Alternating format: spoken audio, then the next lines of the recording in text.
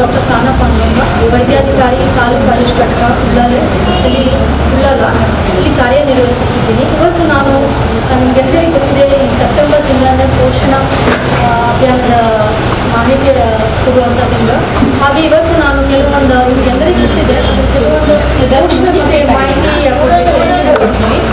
ಮೊದಲನೇದಾಗಿ ನಾನು ಆಯುರ್ವೇದ ವೈದ್ಯಾಧಿಕಾರಿ. ಹಾಗೆ ನಮ್ಮ ಆಯುರ್ವೇದ ಪದ್ಧತಿಯಲ್ಲಿ ಸ್ವಸ್ಥಸ್ಯ ಸ್ವಾಸ್ಥ್ಯ ರಕ್ಷಣೆ ಅಂತ ಶ್ಲೋಕ ಇದೆ.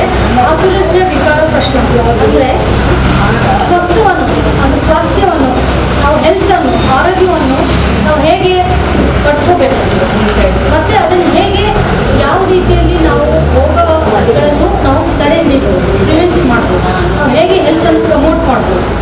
ಮತ್ತು ಆತುರಸ್ಯ ವಿಕಾರ ಪ್ರಶ್ನೆ ಅಂದರೆ ಕೆಲವೊಂದು ವಿಕಾರಗಳನ್ನು ಹೇಗೆ ತಡೆ ಹಿಡಿಬೋದು, ರೋಗಗಳ ಬಾರ್ದಿದ್ದಂಗೆ ನಾವು ಹೇಗೆ ಕೆಲವೊಂದು ಕ್ರಮಗಳಿಂದ ನಾವು ಆರೋಗ್ಯವನ್ನು ಹೇಗೆ ಹೆಚ್ಚಿಸಬಹುದು, ರೋಗಗಳ ಬರ್ದಿದ್ದ ಹಾಗೆ ಪ್ರಿವೆನ್ಷನ್ ಕ್ರಮಗಳು, ಹಾಗೂ ಜಡದಿಂದ ಮೂಲದಿಂದ ನಾವು ರೋಗವನ್ನು ಹೇಗೆ ನಾವು ಅದನ್ನು ಟ್ರೀಟ್ಮೆಂಟ್ ಮಾಡ್ಬೋದು. ಎಲ್ಲ ವಿಚಾರವನ್ನು ನಮ್ಮ ಆಯುರ್ವೇದ ಪದ್ಧತಿಯಲ್ಲಿ ತುಂಬ ವಿಶೇಷವಾಗಿ ಹಾಗೂ ತುಂಬ ಡೀಪಾಗಿ ಹೇಳಿದ್ದಾರೆ ಇದ್ರ ಬಗ್ಗೆ. ಹಾಗೆ ಇವತ್ತು ನಾನು ಇದ್ರ ಬಗ್ಗೆ ಹೇಳಲಿಕ್ಕೆ ಇಷ್ಟಪಡ್ತೀನಿ. ನಿಮಗೆ ಒಂದು ಸಂಕ್ಷಿಪ್ತವಾಗಿ ನಿಮಗೆಲ್ಲರಿಗೂ ವಿಷಯ ಗೊತ್ತಿದೆ ಆದರೂ ಹೇಳಲಿಕ್ಕೆ ಇಷ್ಟಪಡ್ತೀನಿ. ದಿನಚರಿ ಮುಖ್ಯವಾಗಿ ಆಯುರ್ವೇದದಲ್ಲಿ ಪೋಷಣೆಗೆ ಸಂಬಂಧ ಇರುವಂಥದ್ದು ದಿನಚರಿ ಅಂದರೆ ನಮ್ಮ ದಿನನಿತ್ಯ ಹೇಗೆ ನಾವು ಬೆಳಗಿಂದ ರಾತ್ರಿಯನ್ನು ನಾವು ಏನೆಲ್ಲ ಮಾಡಬೇಕು. ಅದಲ್ಲದೆ ಋತುಚರಿ ಅಂದರೆ ಋತು ಅನುಸಾರ ನಾವು ಹೇಗೆ ಯಾವ್ಯಾವ ಆಹಾರವನ್ನು ಸೇವನೆ ಮಾಡಬೇಕು. ಎರಡನೇ ವಿಷಯ. ಮೂರನೇ ವಿಷಯ ರಾತ್ರಿ ಚರಿ ಅಂದರೆ ರಾತ್ರಿ ಹೊತ್ತು ನಿಮ್ಗೆ ಅನಿಸ್ಬೋದು ರಾತ್ರಿ ಏನು ಅಂತದರ ವಿಶೇಷತೆ ಇದೆ, ಯಾಕಂದರೆ ಎಲ್ಲದೂ ಈ ಪೋಷಣೆಗೆ ಸಂಬಂಧಪಟ್ಟ ವಿಷಯಗಳು. ಹಾಗಾಗಿ ಈ ಮೂರು ವಿಚಾರನು ದಿನಚರಿ, ಋತುಚರಿ ಹಾಗೂ ರಾತ್ರಿ ಚರಿ ಈ ಮೂರು ವಿಚಾರಗಳ ಬಗ್ಗೆ ಹೇಳಲಿಕ್ಕೆ ನಾನು ಹೇಳ್ತೇನೆ. ಈಗ ಮೊದಲನೇದಾಗಿ ಆಹಾರ ನೋಡಿ, ಪೋಷಣ ಯಾಕೆ ಹೇಳ್ತಾ ಇದ್ದಾರೆ ನಮ್ಮ ಇಲಾಖೆಯವರು, ಶಿಶು ಅಭಿವೃದ್ಧಿ ಇಲಾಖೆ, ಮಹಿಳಾ ಮತ್ತು ಮಕ್ಕಳ ಕಲ್ಯಾಣ ಇಲಾಖೆ, ಸರ್ಕಾರ ವತಿಯಿಂದ ಯಾಕೆ ಅಷ್ಟು ಒತ್ತನ್ನು ಹೇಳ್ತಾ ಇದ್ದಾರೆ ಪೋಷಣೆ ಬಗ್ಗೆ. ಯಾಕೆಂದರೆ ನಾವು ಆರೋಗ್ಯವನ್ನು ಇರಬೇಕು ನೋಡಿ. ಮಕ್ಕಳಿಂದ ಸಣ್ಣ ಮಕ್ಕಳಿರಬೇಕು, ಹದಿಹರೆಯ ಮಕ್ಕಳಿಂದ, ಅದರ ನಂತರ ಗರ್ಭಿಣಿ ಮಹಿಳೆಯರು, ಅದರ ನಂತರ ಸಣ್ಣ ಮಕ್ಕಳು, ಪುನಃ ಈ ಚಕ್ರ ಕಂಟಿನ್ಯೂಸ್ಗೆ ನಡೀತಾ ಇರ್ತದೆ. ಹಾಗೆ ಪೋಷಣವನ್ನು ಹೇಗೆ ನಾವು ಕೊಡಬೇಕಾಗ್ತದೆ ಮಕ್ಕಳಿಗಾಗಿ, ಮಹಿಳೆಯರಿಗಾಗಿ. ಸೊ ಓವರಾಲ್ ನಾನು ಹೇಳಿದ್ರೆ ನಾವು ಆಹಾರ ಅಂತ ನೋಡಿ ಪೋಷಣೆ ಯಾವುದರಿಂದ ಸಿಗ್ತದೆ, ಸಹಜವಾಗಿ ಆಹಾರದಿಂದ ಅಲ್ವಾ. ಆದರೆ ದೈಹಿಕವಾಗಿ ಹಾಗೂ ಮಾನಸಿಕವಾಗಿ ಎರಡು ರೀತಿಯ ನಾವು ಪೋಷಣೆ ಬಗ್ಗೆ ನೆನಪಿಟ್ಕೋಬೇಕು. ಯಾಕಂದರೆ ನಿಮಗೆಲ್ಲರಿಗೂ ಗೊತ್ತಿದೆ ಆಹಾರದಿಂದ, ಪೌಷ್ಟಿಕ ಆಹಾರದಿಂದ ನಮಗೆ ಪೋಷಣೆ ಅಂದರೆ ಆರೋಗ್ಯ ಮೇಂಟೈನ್ ಮಾಡಬೇಕು. ಅದ್ರ ಜೊತೆಗೆ ಮಾನಸಿಕವಾಗಿ ನೋಡಿ, ನಾವು ನಮ್ಮ ಮನಸ್ಥಿತಿ ತುಂಬ ಸ್ಟ್ರೆಸ್ಫುಲ್ ಇದ್ದರೆ, ತುಂಬ ಟೆನ್ಷನ್ ಇದ್ದರೆ, ಹೌದಲ್ವಾ, ನಮಗೆ ಆವಾಗ ಆಹಾರ ಹಿಡಿತದ ಮೈಗೆ.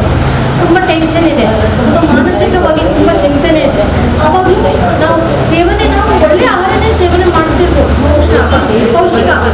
ಆದರೆ ಅದು ನಮಗೆ ಮೈಗೆ ಹಿಡಿಬೇಕಾದ್ರೆ, ನಮಗೆ ಒಳ್ಳೆ ರೀತಿಯ ಕ್ರಿಯೆಗಳು ಎಲ್ಲ ಸರಿಯಾಗಿ ಜೀರ್ಣ ಆಗಬೇಕಾದ್ರೆ ಮಾನಸಿಕವಾಗಿ ನಾವು ಹೆಲ್ದಿಯಾಗಿರ್ಬೇಕು ಅಲ್ವಾ. ಮಾನಸಿಕವಾಗಿ ಹೆಲ್ದಿ ಹೇಗಿರ್ಬೋದು, ಆರೋಗ್ಯಕರ ನೋಡಿ. ನಾವು ದಿನನಿತ್ಯ ಊಟ ಮಾಡುವಾಗ ಈಗ ನಮಗೆಲ್ಲರಿಗೆ ಫ್ಯಾಷನ್ ಆಗಿದೆ, ಟಿ ವಿ ಎದುರಿಗೆ ಧಾರಾವಾಹಿಗಳು ಮಿಸ್ ಆಗಬಾರ್ದಲ್ವಾ. ಹಾಗೆ ಟಿ ವಿ ಎದುರುಗಡೆ ತಟ್ಟೆ ಇಟ್ಕೊಂಡು ಊಟ ಮಾಡೋದು, ಅದನ್ನೇ ನಾವು ನಮ್ಮ ಮಕ್ಕಳಿಗೂ ಹೇಳಿದ್ವಿ. ಅವ್ರು ನಮ್ಮನ್ನೇ ನೋಡಿ ಕಲಿತಾರೆ. ಮಕ್ಕಳು ಸಹ ಹಾಗೆ ಒಂದಾಗ ಟಿ ವಿ ನೋಡಿ ಊಟ ಮಾಡ್ತಾರೆ. ಅದು ಏನು ಊಟ ಮಾಡ್ತಾರೆ ಗೊತ್ತಿಲ್ಲ, ಏನೋ ನೀವು ಹಾಕ್ತೀರ ತಿಂತಾರೆ, ನುಂಗ್ತಾರೆ, ತಿನ್ನೋದಲ್ಲ ಜಗ್ಯೋದಲ್ಲ. ಎರಡನೇ ವಿಚಾರ, ನಾವು ಸಹ ಅಷ್ಟೇ, ನಾವು ಟಿ ವಿ ಎದುರಿಗೆ ಕುತ್ಕೊಂಡು ಮಾತಾಡ್ಕೊಂಡು ಎಲ್ಲ ತಿಂತೀವಿ. ನೋಡಿ, ಮುಖ್ಯವಾಗಿ ವಿಚಾರ ಅಂದರೆ ವಿಧಾನ, ಆಹಾರ ಕ್ರಮ ಹೇಗೆ ಮಾಡಬೇಕು. ಮೊದಲೇದಾಗಿ ಊಟ ಮಾಡುವಾಗ ಯಾವುದೇ ಊಟನೇ ಮಾಡಬೇಕು. ಒಂದು ಕೆಲಸ ಒಂದು ಹೊತ್ತಲ್ಲಿ. ಈಗ ಎಸ್ಪೆಷಲಿ ಊಟದ ಬಗ್ಗೆ ಹೇಳೋದಿದೆ, ನಾವು ಆಹಾರ ಸೇವನೆ ಮಾಡುವಾಗ, ಯಾಕಂದರೆ ಅದರಲ್ಲಿ ಅಪಾಯನೇ ಇದೆ ನೋಡಿ. ನಾವು ಏನೋ ತಿಂತೀವಿ, ಮುಳ್ಳು ಅಥವಾ ನೋಡಿ ಮೀನು ತಿನ್ನುವಾಗ ಏನೋ ಮುಳ್ಳು ಸಿಕ್ಕಬೇಕು ಏನೋ ಹೇಳೋದು, ಈಗ ನಾವು ನಗಾಡ್ಕೊಂಡು ನಾವು ಮಾತಾಡ್ತೀವಿ, ನಗಾಡುವಾಗ ಉಸಿರು ಕಟ್ಟುತ್ತೆ, ಆಹಾರ ಇದು ಸಿಕ್ಕಿಕೊಳ್ಳುತ್ತೆ ಅನ್ನನಾಳದಲ್ಲಿ. ಅದೆಲ್ಲ ಯೋಚನೆ ಮಾಡಬೇಕು. ಊಟ ಮಾಡುವಾಗ ಊಟದ ಬಗ್ಗೆ ಚಂದ ಒಂದು 10 ನಿಮಿಷ ನಾವು ಒಂದು ಊಟ ಕೊಡ್ಬೋದಲ್ವ, 10-15 ನಿಮಿಷ. ಈ ಊಟ ಮಾಡುವಾಗ ಖುಷಿಯಿಂದ ಅದನ್ನು ನಾವು ಏನು ಊಟ ಮಾಡ್ತೀವಿ ಅಂತ ನೋಡಿ ಒಳ್ಳೆ ರೀತಿಯಲ್ಲಿ ಹಗುರವಾಗಿ ಎಲ್ಲ ಜಗದು ಊಟ ಮಾಡಬೇಕು. ಸೊ ಇದು ಊಟ ಮಾಡುವಂಥ ಕ್ರಮ. ಟಿ ವಿಯಲ್ಲಿ ದಯವಿಟ್ಟು ಇಟ್ಕೋಬೋದು. ಇನ್ನೊಂದು ವಿಚಾರ ಏನಂದರೆ, ನಾವು ಖುಷಿಯಿಂದ ಊಟ ಮಾಡಬೇಕು. ಅಯ್ಯೋ ಇದನ್ನೇ ಕೊಟ್ಟರು ಅಮ್ಮ, ಅದೇ ಅನ್ನ ಸಾರು ಪಲ್ಯ ಅಂತ ಹೇಳಿ ಅದನ್ನು ಬೈಕೊಂಡು ಅಲ್ವಾ ತಿನ್ಬಾರ್ದು, ಖುಷಿಯಿಂದ ತಿನ್ಬೇಕು. ನಾವು ಮಾಡುವಂಥ ಆಹಾರ ನಿಜ ಹೇಳ್ಬೇಕಾದ್ರೆ ನಮ್ಮ ಭಾರತದಲ್ಲಿ ನಾವೆಲ್ಲ ಭಾರತೀಯರು ಏನೇ ಇರಲಿ, ನಾರ್ತ್ ಇಂಡಿಯಾ ಆಗಲಿ ಸೌತ್ ಇಂಡಿಯಾ ಆಗಲಿ, ತಿನ್ನುವಂಥ ಆಹಾರ ಒಳ್ಳೆಯದೇ ಅಲ್ವಾ. ಸೊ ಹಾಗಾಗಿ ನಮ್ಮ ಪ್ರಕೃತಿ ಅನುಸಾರ, ನಮ್ಮ ಜಾಗ, ನಮ್ಮ ಇರುವಂಥ ವಾತಾವರಣ ಅನುಸಾರ ನಾವು ಇಂಥ ಆಹಾರ ಸೇವನೆ ಮಾಡ್ತೀವಿ. ಹಾಗಾಗಿ ಊಟ ಮಾಡುವಾಗ ದಯವಿಟ್ಟು ಶಾಂತವಾಗಿ, ಅರ್ಜೆಂಟ್ ಅಲ್ಲ. ಈಗ ನಾವೆಲ್ಲರೂ ಕೆಲಸಕ್ಕೆ ಹೋಗ್ತೀವಿ, ಅರ್ಜೆಂಟ್ ಹೌದಲ್ವಾ, ಬೇಗ ಬೇಗ ಊಟ ಮಾಡಿ ಹೋಗ್ತೀವಿ. ಅದು ಊಟ ಮಾಡದೇ ಇರ್ಬೋದು, ತುಂಬ ಬ್ಯುಸಿ ಅಲ್ಲ ನಾವೆಲ್ಲ, ತುಂಬ ಬ್ಯುಸಿ. ಈಗ ಊಟ ಮಾಡೋದಕ್ಕೆ ಪುಸ್ತಕ ಇಲ್ಲ, ಬೆಳಿಗ್ಗೆ ಹಾಗೆ ಎದ್ದು ಬರ್ತೀವಿ, ಏನೋ ಒಂದು ಹೊರಗಡೆ ಕ್ಯಾಂಟೀನ್ ಊಟ ಮಾಡ್ತೀವಿ. ಮಧ್ಯಾಹ್ನವೂ ಅಷ್ಟೇ ಗಡಿಬಿಡಿ ಊಟ, ಮೀಟಿಂಗ್ ಊಟ ಹೋಗ್ಬೇಕು. ಅದಕ್ಕೆ ನೀವು ಯೋಚನೆ ಮಾಡಿ, ಒಂದು ಪ್ಲಾನಿಂಗ್ ಇರಲಿ ಊಟ ಮಾಡೋದು. ನಿಮ್ಗೆ ಗೊತ್ತಿದೆಯಲ್ಲ, ನಮಗೆ ಸಭೆ ಉಂಟು, ಕಾರ್ಯಕ್ರಮ ಇದೆ ಊಟ, ಆವಾಗ ಊಟದ ಸಮಯವನ್ನು ತೆಗೆದಿರಿ, ಒಂದು 10 ನಿಮಿಷ ಅದಕ್ಕೆ ಅಂತಲೇ ನೀವು ತೆಗೆದಿಟ್ಕೋಬೇಕು. ನಾವು ಊಟ ಮಾಡಬೇಕು, ಮಾಡಿ ಹೊರಡಿ. ಬೆಳಿಗ್ಗೆನೂ ಅಷ್ಟೇ ಮನೆಯಿಂದ ಊಟ ಮಾಡಿ ಹೊರಟು ಬಿಡಿ ನಿಮ್ಮ ಕೆಲಸಕ್ಕೆ. ಹೌದು, ಎಲ್ಲರಿಗೂ ಪುರ್ಸೊತ್ತಿಲ್ಲ ಈ ಆಧುನಿಕ ಯುಗದಲ್ಲಿ, ಆದರೂ ಸಹ ಊಟ ಮಾತ್ರ ಕರೆಕ್ಟ್ ಸಮಯದಲ್ಲಿ ಮಾಡುವಂಥದ್ದು. ಯಾಕಂದರೆ ಇದಕ್ಕೂ ಸಂಬಂಧ ಇದೆ ನಿಮ್ಮ ಜೀರ್ಣಶಕ್ತಿ. ಆ ಜೀರ್ಣಶಕ್ತಿ ಸರಿ ಇಲ್ಲದೆ ಕೆಲವೊಂದು ಕಾಯಿಲೆಗಳನ್ನು ನೀವು ಅನುಭವಿಸ್ಬೇಕಲ್ವಾ. ಸೊ ಮೊದಲನೇದಾಗಿ ಆಹಾರದ ವಿಷಯ ತಗೊಳ್ಳುವ. ಆಹಾರದಲ್ಲಿ ನಿಮಗೆಲ್ಲ ವಿಭಾಗವಿದೆ. ಏನು ಫಸ್ಟ್ ಖನಿಜ, ಈ ಕಾರ್ಬೋಹೈಡ್ರೇಟ್ಸ್. ಯಾವುದು ಕಾರ್ಬೋಹೈಡ್ರೇಟ್ಸ್ ಅಂದರೆ ಶಕ್ತಿ ಕೊಡುವಂಥದ್ದು, ಹೌದಲ್ಲ, ಫಸ್ಟ್ ವಿಭಾಗ. ಎರಡನೇ ಭಾಗ ಪ್ರೋಟೀನ್ಸ್, ಎಲ್ಲ ನಿಮಗೆ ಬೆಳವಣಿಗೆಗೆ ಏನೆಲ್ಲ ಬೇಕು ಅದರ ಆಹಾರನೂ ಇದೆ. ಮೂರನೇದು ಪ್ರಮುಖವಾಗಿ ನಾನು ಹೇಳಿದ್ದು, ನಿಮಗೆಲ್ಲ ವಿಷಯ ಗೊತ್ತಿದೆ. ಮೂರನೇದು ಈ ವಿಟಮಿನ್ಸ್, ಖನಿಜಾಂಶಗಳು, ಮಿನರಲ್ಸ್ ಎಲ್ಲ ಬರ್ತದಲ್ಲ, ಜೀವಶಕ್ತಿ, ಜೀವರಕ್ಷಕಗಳು, ಅದು ಜೀವಸತ್ವಗಳು. ನಮ್ಗೆ ಏನಂದರೆ ಯಾವುದಕ್ಕೆಲ್ಲ ಬೇಕು, ರೋಗ ನಿರೋಧಕ ಶಕ್ತಿ ಹೆಚ್ಚಿಸಲಿಕ್ಕೆ ಇದೊಂದು ವಿಭಾಗ. ಇದರಲ್ಲಿ ಹಣ್ಣು ಬೇರೆ ಎಲ್ಲ ಬರ್ತದೆ, ಈ ಏನು ಹಣ್ಣು ಮತ್ತು ಸ್ಪ್ರೌಟ್ಸ್ ಎಲ್ಲ ಮೊಳಕೆ ಬೆರೆಸಿದ್ದು ಕಾಳುಗಳು. ಸೊ ಫಸ್ಟ್ ಯಾವುದು ನಾವು ಹೇಳ್ತಾ ಇದ್ವಿ ಕಾರ್ಬೋಹೈಡ್ರೇಟ್ಸ್ ಬಗ್ಗೆ, ಅಂದರೆ ಅದರಲ್ಲಿ ಏನೆಲ್ಲ ಬರ್ತದೆ ಶಕ್ತಿ ಕೊಡುವಂಥದ್ದು ಯಾವುದೆಲ್ಲ ಹೇಳಿ, ಅಕ್ಕಿ ಅಲ್ವಾ, ಮತ್ತು ಬೆಲ್ಲ, ಸಕ್ಕರೆ, ಇದೆಲ್ಲ ಬರುವಂಥದ್ದು ಈ ಶಕ್ತಿ ಕೊಡುವಂಥದ್ದು ಆಹಾರಗಳು. ಎರಡನೇದು ಪ್ರೋಟೀನ್ಸ್ ಕೊಡುವಂಥದ್ದು ಯಾವುದು ಬೆಳವಣಿಗೆಗೆ ಬೇಕಾಗುವಂಥದ್ದು ಕಾಳುಗಳು, ಸಾಧಾರಣ ಎಲ್ಲ ಕಾಳುಗಳು ಅಲ್ವಾ, ಪ್ರೋಟೀನ್ಸ್ ಕೊಡೋದು. ಮೊಟ್ಟೆ, ಮೀನು, ಮಾಂಸ, ಕೋಳಿ ಅದೆಲ್ಲ ಬರ್ತದೆ. ಮೂರನೇದು ವಿಟಮಿನ್ಸ್, ಯಾವುದು ಜೀವಸತ್ವಗಳು ಜಾಸ್ತಿ ಆಗ್ತದೆ, ಜೀವ ರಕ್ಷಕಗಳು ಯಾವುದೆಲ್ಲ ನಮಗೆ ರಕ್ಷಣೆ ಮಾಡ್ತದೆ. ವಿಟಮಿನ್ ಸಿ ಎಲ್ಲ ಹಣ್ಣುಗಳು ಸಾಧಾರಣ ಎಲ್ಲ ಹಣ್ಣು, ಮತ್ತು ಸ್ಪ್ರೌಟ್ಸ್, ಮೊಳಕೆ ಬೆರೆಸೋದು.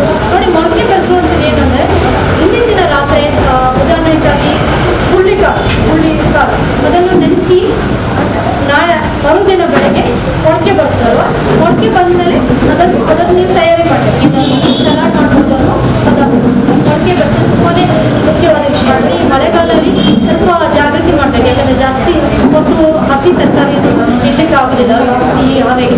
ಸೊ ಅದನ್ನು ಜಾಗೃತಿ ಮಾಡೋದು. 3 ವಿಭಾಗಗಳನ್ನು ತಗೋಬೇಕು. ನಮಗೆ ಶಕ್ತಿ ಕೊಡುವಂಥದ್ದು, ನಮಗೆ ಬೆಳವಣಿಗೆಗೆ ಬೇಕಾಗುವಂಥದ್ದು, ಸಣ್ಣ ಮಕ್ಕಳಾಗಿರ್ಬೋದು, ದೊಡ್ಡವ್ರಿಗೆ ನಮಗೆ ಮಸಲ್ಸ್ ಎಲ್ಲ ಡೆವಲಪ್ ಆಗ್ಬೇಕಲ್ವ. ಸೊ ಅದು, ಮತ್ತು ಮೂರನೇದು ಜೀವಸತ್ವಗಳು. ಈ 3 ಅಂಶಗಳು ನಮ್ಮ ಆಹಾರದಲ್ಲಿ ದಿನನಿತ್ಯ ಯಾಕೆ ಬರೋದು, ಅಲ್ಲಿಗೆ ಇರುವಂಥ ಮುಖ್ಯ ವಿಚಾರ. ಈ 3 ಅಂಶಗಳನ್ನು ನಮ್ಮ ಆಹಾರದಲ್ಲಿ ಇರಬೇಕು ದಿನನಿತ್ಯ ನಮ್ಮದು ದಿನಚರಿಯಲ್ಲಿ ಈ 3 ಬಗೆದ ಆಹಾರ ನಾವು ಸೇವನೆ ಮಾಡಬೇಕು. ಏನಾಗ್ತದೆ ಅಂದರೆ, ನಾವು ಊಟ ತಟ್ಟೆ ತಗೊಳ್ಳುವಾಗ ಬರೀ ಅನ್ನ, ಜಾಸ್ತಿ ಅನ್ನ, ಅಂದರೆ ಸಾರು, ಆ ಸಾರಲ್ಲೆಲ್ಲ ಬೆಂದಿರ್ತದೆ, ಅಂಶಗಳು. ಪಲ್ಯ ಅಂತೂ ಕಾಣೋದಿಲ್ಲ, ಸ್ವಲ್ಪ ಪಲ್ಯ. ಸೊ ಇದು ನಮಗೆ ಎಷ್ಟು ಮಟ್ಟಿಗೆ ನಮಗೆ ಪೌಷ್ಟಿಕ ಅಂತ ನೀವೇ ಹೇಳಿ ಕೊಡುವಂಥದ್ದು. ಹಾಗಾಗಿ ಸಮತೋಲನ ಆಹಾರ ನಾವು ಯಾಕೆ ಹೇಳ್ತೀವಿ ಅಂದರೆ ಬ್ಯಾಲೆನ್ಸ್ಡ್ ಎಲ್ಲನೂ ಇರಬೇಕು ಒಂದು ಆಹಾರದಲ್ಲಿ ಅಲ್ವಾ. ಈಗ ಅನ್ನ ತಗೊಳ್ತಿರೋ ಒಂದು ಪ್ರಮಾಣದಲ್ಲಿ ತಗೊಳ್ಳಿ, ಜಾಸ್ತಿನೂ ಬೇಡ, ಒಂದು ಲೆಕ್ಕ, ಒಂದು ಬೌಲ್ ಅನ್ನ, ಅದಕ್ಕೆ ಜೊತೆಗೆ ಒಂದು ಸಾರು, ತಿಳಿ ಸಾರು ಯಾವುದಾದ್ರು ಒಂದು ಸಾರು, ಅದ್ರ ಜೊತೆಗೆ ಪಲ್ಯ. ನೋಡಿ, ಪಲ್ಯ ಯಾಕೆ ಹೇಳೋದಂದರೆ ತರಕಾರಿಗಳು, ಅದನ್ನು ಮುಖ್ಯವಾಗಿ ನೀವು ಪಲ್ಯ ರೀತಿಯಲ್ಲಿ ಒಂದು ಬೌಲ್ ಇಡಿ, ಸ್ವಲ್ಪನೂ ಅಲ್ಲ ಜಾಸ್ತಿನೂ ಅಲ್ಲ, ಒಂದು ಲೆಕ್ಕ ಇರಬೇಕು, ಯಾವುದಕ್ಕಾದ್ರು ಒಂದು ಬೌಲ್ ಪಲ್ಯ ಇರಲೇಬೇಕು. ಅದ್ರ ಜೊತೆಗೆ ಏನಾದ್ರು ಒಂದು ಹಸಿ ಕುಕುಂಬರ್ ಆಗಲಿ, ಸೌತೆಕಾಯಿ, ಕ್ಯಾರೆಟ್ ಕಟ್ ಮಾಡೋದು, ಬರೀ ಹಾಗೆ ಹಸಿ ಮೊಳಕೆ ಬೆರೆಸಿದ ಕಾಳುಗಳು, ಹೆಸರು ಕಾಳುಗಳು, ಒಂದು ಸಣ್ಣ ಮೊಳಕೆ ಬೆರೆಸಿದ. ಮತ್ತು ನಿಮ್ಗೆ ಯಾರಾದರೂ ನಾನ್ ವೆಜ್ ಇದ್ದರೂ ದಿನನಿತ್ಯ ಎಲ್ಲ ಮೊಟ್ಟೆ ಅಟ್ಲೀಸ್ಟ್ ಒಂದು ವಾರದಲ್ಲಿ 2 ಸತಿ ಅಥವಾ 3 ಸತಿ ಸೇವನೆ ಮಾಡ್ಬೋದು, ನಿಮ್ಮ ಅನುಕೂಲ ತಕ್ಕಂತೆ ಮತ್ತು ನಿಮ್ಮ ಶರೀರ ನಿಮಗೆ ಹೇಗೆ ನಿಮಗೆ ಜೀರ್ಣ ಆಗಬೇಕಲ್ವ. ಮತ್ತು ಮಾಂಸ ನಿಮಗೆ ಇಷ್ಟ ಬಂದಾಗ ವಾರಕ್ಕೆ 1 ಸತಿ 2 ಸತಿ ಸೇವನೆ ಮಾಡಬೇಕು. ಸೊ ಇದೆಲ್ಲ ಏನು ಮುಖ್ಯವಾದ 3 ವಿಭಾಗ ನೀವು ನೆನಪಿಟ್ಕೋಬೇಕು. ಹಣ್ಣುಗಳಲ್ಲಿ ನೋಡಿ, ಆ ಹಣ್ಣುಗಳ ವಿಷಯ ಬಂದಾಗ ನೀವು ಡಾಕ್ಟರ್ ಹತ್ರ ಬಂದಾಗ ನೀವು ಕೇಳ್ತೀರಾ ಯಾವ ಹಣ್ಣು ನಾವು ರ್ಯಾಂಡಮ್ ಆಗಿ ಹೇಳ್ತೀವಿ, ಅವ್ರು ಹಣ್ಣು ಸೇವನೆ ಮಾಡಬೇಕು, ಯಾವ ಹೋಗ್ತೀವಿ ಹಣ್ಣು ಹಣ್ಣನ್ನು ಸೇವನೆ ಮಾಡಬೇಕು. ಹಣ್ಣುಗಳು ಯಾವಾಗಲೂ ಖಾಲಿ ಹೊಟ್ಟೆಯಲ್ಲಿ ಸೇವನೆ ಮಾಡೋದು ಉತ್ತಮ. ಅದರ ಗುಣವೂ ಕರೆಕ್ಟಾಗಿ ನಿಮ್ಮ ಶರೀರ ಒಳಗೆ ಹೋಗ್ತದೆ ಸೇವನೆ. ಹಾಗಾಗಿ ಹಣ್ಣುಗಳಲ್ಲಿ ಯಾವಾಗಲೂ ಆದಷ್ಟು ಸಾಯಂಕಾಲ ಅಲ್ಲ, ಅಥವಾ ಅಲ್ಲಿ ಸ್ನ್ಯಾಕ್ಸ್ ಟೈಮಲ್ಲಿ ನೀವು ಏನೇನೋ ತಿಂತೀರಲ್ಲ, ಬ್ರೆಡ್ಡು ಅದು ಚಿಪ್ಸ್, ಅದ್ರ ಬಗ್ಗೆ ಹಣ್ಣು ಸೇವನೆ ಮಾಡಿ. ಬೆಸ್ಟ್ ಅಂದರೆ ಪೇರಳೆ ಹಣ್ಣು, ಸೀಬೆ ಹಣ್ಣು ಮುಖ್ಯವಾದ ವಿಟಮಿನ್ ಸಿ ಕೊಡುತ್ತದೆ. ಈ ಲೆಮನ್ಗಿಂತ ಜಾಸ್ತಿ ಪೌಷ್ಟಿಕ ಮತ್ತು ತುಂಬ ನ್ಯೂಟ್ರಿಷನ್ ಇರುವಂಥ ಹಣ್ಣು ಅಂದರೆ ಪೇರಳೆ ಹಣ್ಣು. ನೋಡಿ, ನಿಮಗೆ ಅಂಗಳದಲ್ಲಿ ಪೇರಳೆ ಹಣ್ಣು ಮರ ಇದ್ದರೆ ಪೇರಳೆ ಹಣ್ಣು ಒಂದು ಸೇವನೆ ಮಾಡ್ಬೋದು. ಅದಲ್ಲದೆ ನಾವು ಲೋಕಲ್ ಆಗಿ ನಾವೇ ತಿನ್ನುವಂಥದ್ದು ಯಾವುದಂದ್ರೆ ನಿಮಗೆ ಸುಲಭವಾಗಿ ಸಿಕ್ಕುವಂಥದ್ದು ಯಾವ ಹಣ್ಣು? ಬಾಳೆಹಣ್ಣು. ಬಾಳೆಹಣ್ಣು ಕದಲಿ ಆಗಿರ್ಬೋದು. ಕೆಲವರು ಹೇಳ್ತಾರೆ ಕಫ ಆಗ್ತದೆ. ನೋಡಿ, ಕಫ ಆಗೋದಿದ್ರೆ ನೀವು ಬರೀ ಕದಲಿ ಬಾಳೆಹಣ್ಣು ವೆರೈಟಿ ತಿನ್ಬೋದು. ಸೊ ಬಾಳೆಹಣ್ಣು ಇರುವಂಥ ಎಲ್ಲ ಪೌಷ್ಟಿಕಾಂಶ ಇದೆ, ಪೊಟ್ಯಾಷಿಯಮ್, ಜಿಂಕ್, ಕ್ಯಾಲ್ಸಿಯಂ ಎಲ್ಲ ಇರ್ತದೆ. ಸೊ ಒಂದು ದಿನಕ್ಕೆ ಒಂದು ದೊಡ್ಡ ಬಾಳೆಹಣ್ಣು, ಸಣ್ಣದಾದ್ರೆ ಒಂದು 2-3 ತಿನ್ಬೋದು. ಬಾಳೆಹಣ್ಣು ಸೇವನೆ ಮಾಡಬಹುದು. ಅದಲ್ಲದೆ ಪಪ್ಪಾಯ ತುಂಬಾ ಒಳ್ಳೆಯದು, ತುಂಬಾ ಪೌಷ್ಟಿಕ, ವಿಟಮಿನ್ ಎ ಹೈ ಇದೆ ಅದರಲ್ಲಿ. ಸೊ ಪಪ್ಪಾಯ ಹಣ್ಣನ್ನು ನೀವು ಸೇವನೆ ಮಾಡಿ. ಅದು ಇವೆರಡು ಹಣ್ಣು ನಾವು ಲೋಕಲ್ ಆಗಿ ಸ್ಥಳೀಯರಾಗಿ ಸಿಕ್ಕುವಂಥದ್ದಲ್ವಾ. ನೀವು ತುಂಬ ಕಾಸ್ಟ್ಲಿ ಹಣ್ಣು ತೊಗೋಬೇಕಂತಿಲ್ಲ, ಇದನ್ನು ದಿನನಿತ್ಯ ತಿನ್ನುವಂಥದ್ದು. ಇದಲ್ಲದೆ ನೋಡಿ, ಇದಕ್ಕೆಲ್ಲ ಒಂದು ಸಂಬಂಧ ಇದೆ, ಒಂದು ಕಾಯಿಲೆಗೆ. ನಾನೀಗ ಕೆಲವೊಂದು ಕಾಯಿಲೆಗಳ ಬಗ್ಗೆ ಅಥವಾ ತೊಂದರೆಗಳ ಬಗ್ಗೆ ಹೇಳಲಿಕ್ಕೆ ಇಷ್ಟಪಡ್ತೀನಿ. ಯಾವುದು ಅಂದರೆ ನಾವು ದಿನನಿತ್ಯ ನೋಡುವಂಥದ್ದೇ, ಜಾಸ್ತಿ ನೋಡುವಂಥದ್ದು ಯಾವ್ದು ಹೇಳಿ? ರಕ್ತಹೀನತೆ ಅಲ್ವಾ. ರಕ್ತಹೀನತೆ ಪ್ರಾಬ್ಲಮ್ ತುಂಬಾ ಜಾಸ್ತಿ ಆಗಿದೆ. ಸರ್ವೆ ನೋಡುವಾಗ ಸಾಧಾರಣ ಎಲ್ಲರಿಗೂ ಸ್ವಲ್ಪ ಮಟ್ಟಿಗೆ ರಕ್ತಹೀನತೆ ಇರ್ತದೆ. ರಕ್ತಹೀನತೆ ಅರ್ಥ ಏನು? ನಮಗೆ ಪೇಷಂಟ್ ಬಂದು ಹೇಳ್ತಾರೆ, ನೋಡಿ ಮೇಡಮ್ ನಮಗೆ ರಕ್ತ ಇಲ್ಲ ಅಂತ ಆ ಡಾಕ್ಟರ್ ಹೇಳಿದ್ದಾರೆ, ಬೇರೆ ಡಾಕ್ಟರ್ ಹೇಳಿದ್ದಾರೆ ರಕ್ತ ಇಲ್ಲ ಅಂತ. ಆಗಲ್ಲ, ರಕ್ತ ಇಲ್ಲ ಅಂತ ರಕ್ತನೇ ಇಲ್ಲ ಅಂತ ಅರ್ಥ ಅಲ್ಲ. ರಕ್ತದಲ್ಲಿರುವಂಥದ್ದು ಹಿಮೋಗ್ಲೋಬಿನ್, ಹೀಮ್ ಮತ್ತು ಗ್ಲೋಬಿನ್ ಅಂದರೆ ಪ್ರೋಟೀನ್ ಇಲ್ಲ. ರಕ್ತದಲ್ಲಿರುವಂಥ ಪ್ರೋಟೀನ್ ಅಂಶ ನಮ್ಮಲ್ಲಿ ಕಮ್ಮಿ ಇದೆ. ಈಗ ಒಂದು ವ್ಯಾಲ್ಯೂ ಇರ್ತದಲ್ಲ, ಹೆಂಗಸರಿಗೆ ಒಂದು 14-13 ಇರಬೇಕು. ನಮ್ಮ ಇಂಡಿಯಾದ ನಮ್ಮ ಹೆಂಗಸರು ನೋಡುವಾಗ 12 12, 13, 14 ಒಂದು ವ್ಯಾಲ್ಯೂ ಇರ್ತದೆ. ಗಂಡಸರಲ್ಲಿ 14 ಇಂಥ 16 ಅದೊಂದು ವ್ಯಾಲ್ಯೂ, ಅದು ಅಷ್ಟೇ ಇರಬೇಕಂತ. ಹಾಗಾಗಿ ಈ ಹೀಮ್ ಮತ್ತು ಗ್ಲೋಬಿನ್ ಕಮ್ಮಿ ಇದ್ದರೆ ಶರೀರದಲ್ಲಿ ರಕ್ತ ಕಣಗಳು ಇದೆಯಲ್ಲ, ಬಿಳಿ ರಕ್ತ ಕಣಗಳು, ಕೆಂಪು ರಕ್ತ ಕಣಗಳು, ಕೆಂಪು ರಕ್ತ ಕಣಗಳು ದಿನನಿತ್ಯ ನಾಶ ಆಗಿ ಶರೀರದಲ್ಲಿ ಆ ಕ್ರಿಯೆ ನಡೀತಾ ಇರ್ತದೆ. ಏನೋ ಗಾಯ ಆಯಿತು, ರಕ್ತ ಹೋಗ್ತದೆ, ಆವಾಗ ಸ್ವಲ್ಪ ನಾಶ ಆಗುತ್ತೆ ಅಲ್ವಾ. ಅವಾಗ ಏನಾಗ್ತದೆ? ಬಿಳಿ ರಕ್ತ ಕಣಗಳು ಫೈಟಿಂಗ್ ಮಾಡ್ತದೆ, ಯಾವುದು ಹೊರಗಡೆ ಇರುವಂಥ ವೈರಸ್ ಆಗಲಿ ಬ್ಯಾಕ್ಟೀರಿಯಾ ಆಗಲಿ ಅದ್ರ ಜೊತೆಗೆ ಫೈಟ್ ಆಗ್ತದೆ. ಸೊ ರಕ್ತ ಇಲ್ಲ ಅಂತಲ್ಲ, ರಕ್ತ ಕಮ್ಮಿ ಆಗ್ತದೆ. ಅವಾಗ ಏನು ಮಾಡ್ಬೇಕು ನಾವು ರಕ್ತಹೀನತೆ ಇದ್ದಾಗ? ಯಾಕೆ ಕಮ್ಮಿ ಆಗ್ತದೆ ರಕ್ತಹೀನತೆ? ತುಂಬ ಕಾರಣಗಳಿದೆ. ಈಗ ಹೆರಿಗೆ ಆದ ತಕ್ಷಣ ಕೆಲವು ಸತಿ ಆ ಸಮಯದಲ್ಲಿ ರಕ್ತ ಹೋಗುವಂಥ ಸಮಯ, ಆ ಸಮಯದಲ್ಲಿ ರಕ್ತಹೀನತೆ ಇರ್ತದೆ. ಎರಡನೇ ವಿಚಾರ, ಜಂತುದ ಬಾಧೆ ಇದ್ದರೆ ಅವಾಗಲೂ ರಕ್ತ ಕಮ್ಮಿ ಆಗ್ತದೆ, HP ಲೋ ಆಗ್ತದೆ. ಮೂರನೇದು, ಕೆಲವು ಸಮಯದಲ್ಲಿ ನೀವು ಏನಾದ್ರು ಆಘಾತದಲ್ಲಿ ಏನೋ ಒಂದು ಆಕ್ಸಿಡೆಂಟ್ ಆಯಿತು, ಸಣ್ಣ ಪುಟ್ಟ ಆಕ್ಸಿಡೆಂಟ್ ಆಯಿತು, ಆವಾಗ ಬ್ಲಡ್ ಲಾಸ್ ಆಗೋ ಚಾನ್ಸಸ್ ಇದೆ ಅಲ್ವಾ. ಜಂತುಹುಳದ ದಿನಾಚರಣೆ ಮಾಡಿದ್ವಿ, ಫುಲ್ ವಾರ ಇಡೀ ಜಂತುಹುಳ ಡಿಸ್ಟ್ರಿಬ್ಯೂಟ್ ಮಾಡಿದ್ದಾರೆ. ಸೊ ಜಂತುಹುಳವನ್ನು ತಗೊಳ್ಳೇಬೇಕು ನಾವೆಲ್ಲರೂ ಆಯಾ ವರ್ಷದಲ್ಲಿ. ಎರಡನೇ ವಿಚಾರ, ನಿಮ್ಮ ಆರೋಗ್ಯನ ಹೇಗೆ ಕಾಪಾಡಬೇಕು? ನಾನು ಒಂದು ಸಿಂಪಲ್ ಜ್ಯೂಸ್ ಹೇಳ್ತೀನಿ ನಿಮಗೆ, ಮತ್ತು ನಿಮಗೆಲ್ಲರಿಗೂ ಗೊತ್ತಿದೆ ಕೆಲವೊಂದು ಜ್ಯೂಸಸ್ ಪ್ರಿಪೇರ್ ಮಾಡಲಿಕ್ಕೆ, ಯಾವುದರಲ್ಲಿ ರಕ್ತ ಜಾಸ್ತಿ ಆಗ್ತದೆ. ಇದರಲ್ಲಿ ಒಂದು ಪ್ರಿಪ್ರೇಷನ್ ಏನಂದರೆ, ಅರ್ಧ ಬೀಟ್ರೂಟ್ ಸಾಧಾರಣ ಎಷ್ಟು, ಒಂದು ಅರ್ಧ ಬೀಟ್ರೂಟ್, ಒಂದು ಟೊಮೆಟೊ, ಸಣ್ಣ ಟೊಮೆಟೊ, 1 ಇಂಚು ಶುಂಠಿ, ಮತ್ತು ಬಾದಾಮ್ ಒಂದು 4-5 ಬಾದಾಮ್, ನೆನೆಸಿದ ಬಾದಾಮ್, ಇವನ್ನೆಲ್ಲ ಗ್ರೈಂಡ್ ಮಾಡಿ ಒಂದು ಜ್ಯೂಸ್ ಸೇವನೆ ಮಾಡ್ಬೋದು. ಒಂದು ನೀವು ಖಾಲಿ ಹೊಟ್ಟೆಯಲ್ಲಿ ಬೆಳಿಗ್ಗೆ ಮಾಡ್ಬೋದು, ಇಲ್ಲ ಅಂದರೆ ರಾತ್ರಿ ಮಾಡ್ಬೋದು. ರಾತ್ರಿ ಯಾವಾಗ ಅಂದರೆ ನಿಮ್ಮದು ರಾತ್ರಿ ಊಟ ಬೇಗ ಮುಗಿಸ್ಬೇಕು, 8 ಗಂಟೆ 8:30 ನೀವು ಊಟ ಮುಗಿಸಿರ್ಬೇಕು. ಇಲ್ಲಾಂದರೆ ರಾತ್ರಿ ಈ ಜ್ಯೂಸನ್ನು ಸೇವನೆ ಮಾಡ್ಬೋದು. ಇದು ಒಂದು ಟೈಪ್ ಜ್ಯೂಸ್, ಯಾವುದು ರಕ್ತಹೀನತೆ ನೀವು ಅದನ್ನು ತಡೆ ಹಿಡಿಬೋದು, ಸ್ವಲ್ಪ ಜಾಸ್ತಿ ಆಗ್ತದೆ. ಎರಡನೇ ವಿಚಾರ, ಒಣ ದ್ರಾಕ್ಷಿ. ನೋಡಿ, ನಿಮಗೆ ದ್ರಾಕ್ಷಿ ಈಗ ಎಲ್ಲರೂ ಹೇಳ್ತಾರೆ ಕಲಬೆರಕೆ ಜಾಸ್ತಿ ಅಲ್ವಾ, ದ್ರಾಕ್ಷಿ ಕೆಮಿಕಲ್ಸ್, ರಾಸಾಯನಿಕ. ಅದಕ್ಕೆ ನೀವೇನು ಮಾಡಬೇಕು, ದ್ರಾಕ್ಷಿ ತಂದಾಗ ಚೆಂದಾಗಿ ತೊಳಿರಿ, ಸರಿಯಾಗಿ ವಾಶ್ ಮಾಡಿ, ಅದನ್ನು ಏನೇ ರಾಸಾಯನಿಕ ಅಂಶ ಇದ್ರೆ ಹೋಗಿ. ಸೊ ಆ ಒಂದು 8ರಿಂದ 10 ಒಣ ದ್ರಾಕ್ಷಿಯನ್ನು ತೊಗೊಂಡು ನೆನೆ ಇಡಿ ರಾತ್ರಿ ಒಂದು ಬೌಲಲ್ಲಿ, ನೀರಲ್ಲಿ, ಒಳ್ಳೆ ನೀರಲ್ಲಿ ಆಯಿತಾ. ಬೆಳಿಗ್ಗೆ ಹೊತ್ತು ಅದನ್ನು ಹಾಗೆ ದ್ರಾಕ್ಷಿನ ತಿಂದುಬಿಡು. ಅದು ಸ್ವಲ್ಪ ಮಟ್ಟಿಗೆ ನಿಮಗೆ ರಕ್ತ ಜಾಸ್ತಿ ಆಗ್ತದೆ. ಸೊ ಇವೆರಡು ನಾನು ಜಸ್ಟ್ ಒಂದು ಉದಾಹರಣೆ ಕೊಟ್ಟಿದ್ದೀನಿ, ಇದನ್ನು ಮನೆಯಲ್ಲಿ ಮಾಡ್ಬೋದು. ಬೀಟ್ರೂಟ್ ಅಂತೂ ತುಂಬ ಒಳ್ಳೆಯದು, ಕ್ಯಾರೆಟ್ಸ್ ಒಳ್ಳೆಯದು. ನೀವು ಇದಕ್ಕೆ ಕ್ಯಾರೆಟ್ಸ್ ಸೇರಿಸ್ಬೋದು. ಯಾರಿಗೆ ಜಾಸ್ತಿ ಶುಗರ್ ಲೆವೆಲ್ ಇಲ್ಲ ಅಂದರೆ ಕ್ಯಾರೆಟ್, ಒಂದು ಇಡೀ ಕ್ಯಾರೆಟನ್ನು ಹಾಕಿ ಈ ಜ್ಯೂಸಲ್ಲಿ ಸೇವನೆ ಮಾಡ್ಬೋದು. ಇದಲ್ಲದೆ ನೀವೇನು ಮಾಡ್ಬೋದು ಅಂದರೆ ಹಾಲು ಯಾರು ಕುಡಿತೀರ ಅಥವಾ ನೀವು ಹಾಲು ಮನೆಗೆ ತರ್ತಿರೋದ್ರೆ ಒಂದು ಪೇಯ ಮಾಡ್ಬೋದು. ಪೇಯ ಅಂದ್ರೇನು, ಹಾಲು ಸೇರಿಸ್ಕೊಂಡು ಒಂದು ಗ್ಲಾಸ್ ಬಿಸಿ ಹಾಲು, ಒಂದು ಗ್ಲಾಸ್ ಹಾಲು ತಗೊಳ್ಳಿ, ಕಾಯಿಸಿಕೊಂಡು ಅದಕ್ಕೆ ಬಾದಾಮ್ ನೋಡಿ, ಬಾದಾಮ್ ತುಂಬಾ ಮುಖ್ಯ. ಈಗ ನಾನು ಎಲ್ಲ ಹೇಳುವಂಥದ್ದಲ್ಲಿ ಬಾದಾಮ್ ಬೇಕೇ ಬೇಕು. ಒಂದು ಪ್ಯಾಕೆಟ್ ತಂದಿಡಿ ಮನೆಯಲ್ಲಿ. ಇದಕ್ಕೆ ಹಾಲು, ಒಂದು ಗ್ಲಾಸ್ ಹಾಲಿಗೆ 5-6 ಬಾದಾಮ್ ಹಾಕ್ಬೋದು. ಅದರ ಜೊತೆಗೆ ಸೋಪ್ ಗೊತ್ತಾ, ಸೋಪ್ ಏನು ಹೇಳ್ತೇವೆ, ಫೆನಲ್ ಚಿಪ್ಸ್ ಸೋಪ್ ಹೇಳ್ತೇವಲ್ಲ, ಊಟ ಆದ್ಮೇಲೆ ಜೀರ್ಣ ಆಗುವಂಥದ್ದು, ಅದನ್ನು ಹಾಕಿ ಸೇವನೆ ಮಾಡ್ಬೋದು. ದ್ರಾಕ್ಷಿನ ಹಾಕ್ಬೋದು. ಇದು ಹಾಲಲ್ಲಿ ಕುದಿಸುವಂಥದ್ದು.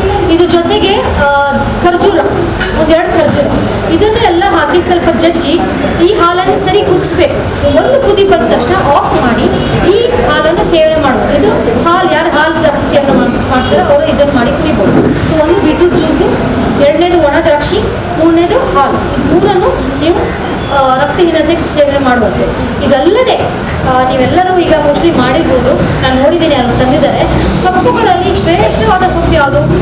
ನುಗ್ಗೆ ಸೊಪ್ಪು ಅಲ್ವಾ? ಸೊ ನುಗ್ಗೆ ಸೊಪ್ಪು ಹೈಯೆಸ್ಟ್ ಆ್ಯಂಟಿ ಆಕ್ಸಿಡೆಂಟ್ಸ್ ಅಂದರೆ ತುಂಬ ಪೌಷ್ಟಿಕಾಂಶವುಳ್ಳ ಸೊಪ್ಪು. ಅದನ್ನು ಎಲ್ಲ ರೀತಿಯಲ್ಲೂ ನಿಮಗೆ ಏನು ಹೇಳಿ, ಶ್ವಾಸಕೋಶಕ್ಕೆ ಸಂಬಂಧಪಟ್ಟ ಆಗಿರ್ಬೋದು, ಜೀರ್ಣಕ್ರಿಯೆ ಸರಿಯಾಗಬೇಕಾದ್ರೆ, ದೃಷ್ಟಿದೋಷ ಸರಿ ನಿವಾರಣೆ ಆಗಿರ್ಬೋದು, ಅಸಿಡಿಟಿ ಪ್ರಾಬ್ಲಮ್ ಆಗಿರ್ಬೋದು, ಮಲಬದ್ಧತೆ ಸಮಸ್ಯೆ ಆಗಿರ್ಬೋದು, ಎಲ್ಲ ರೀತಿ ಸ್ಕಿನ್ನಿಗೂ ಒಳ್ಳೆಯದು. ಹಾಗಾಗಿ ನುಗ್ಗೆ ಸೊಪ್ಪನ್ನು ಒಂದು ಮುಷ್ಟಿ ನುಗ್ಗೆ ಸೊಪ್ಪನ್ನು ಸ್ವಲ್ಪ ಒಳ್ಳೆದು ತಂದು ತೊಳಿರಿ, ಸಣ್ಣ ಮಾಡಿ ತೊಳಿರಿ. ಒಂದು ಮುಷ್ಟಿ ಬೇಕಾಗ್ತದೆ.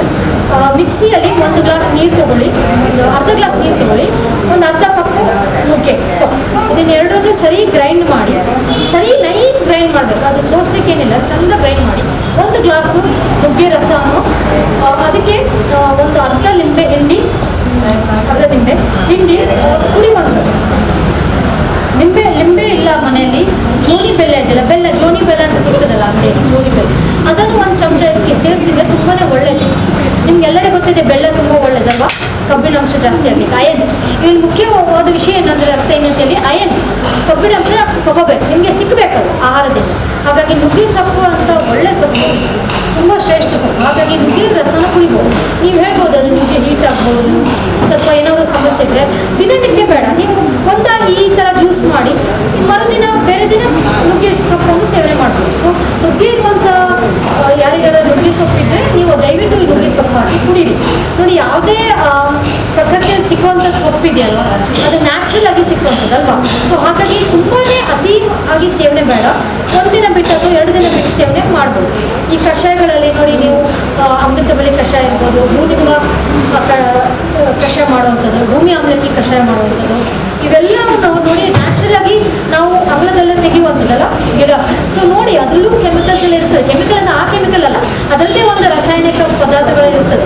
ಸೊ ರಿಯಾಕ್ಷನ್ ಆಗೋ ಚಾನ್ಸಸ್ ಇರ್ಬೋದು. ಹಾಗಂತ ನೀವು ಈ ಮನೆಮದ್ದು ಮಾಡುವಾಗ ತುಂಬ ಜಾಗೃತಿ ಮಾಡಿ. ಯಾವುದೇ ಒಂದು ಮನೆಮದ್ದು ಮಾಡುವಾಗ ಒಂದು 20 ml, ಅಂದರೆ 15-20 ml ಸೇವನೆ ಮಾಡೋ ಆ ರೀತಿಯಲ್ಲಿ ನೋಡ್ಕೊಳ್ಳಿ. ಜಾಸ್ತಿ ಸೇವನೆ ಮಾಡಬೇಕು.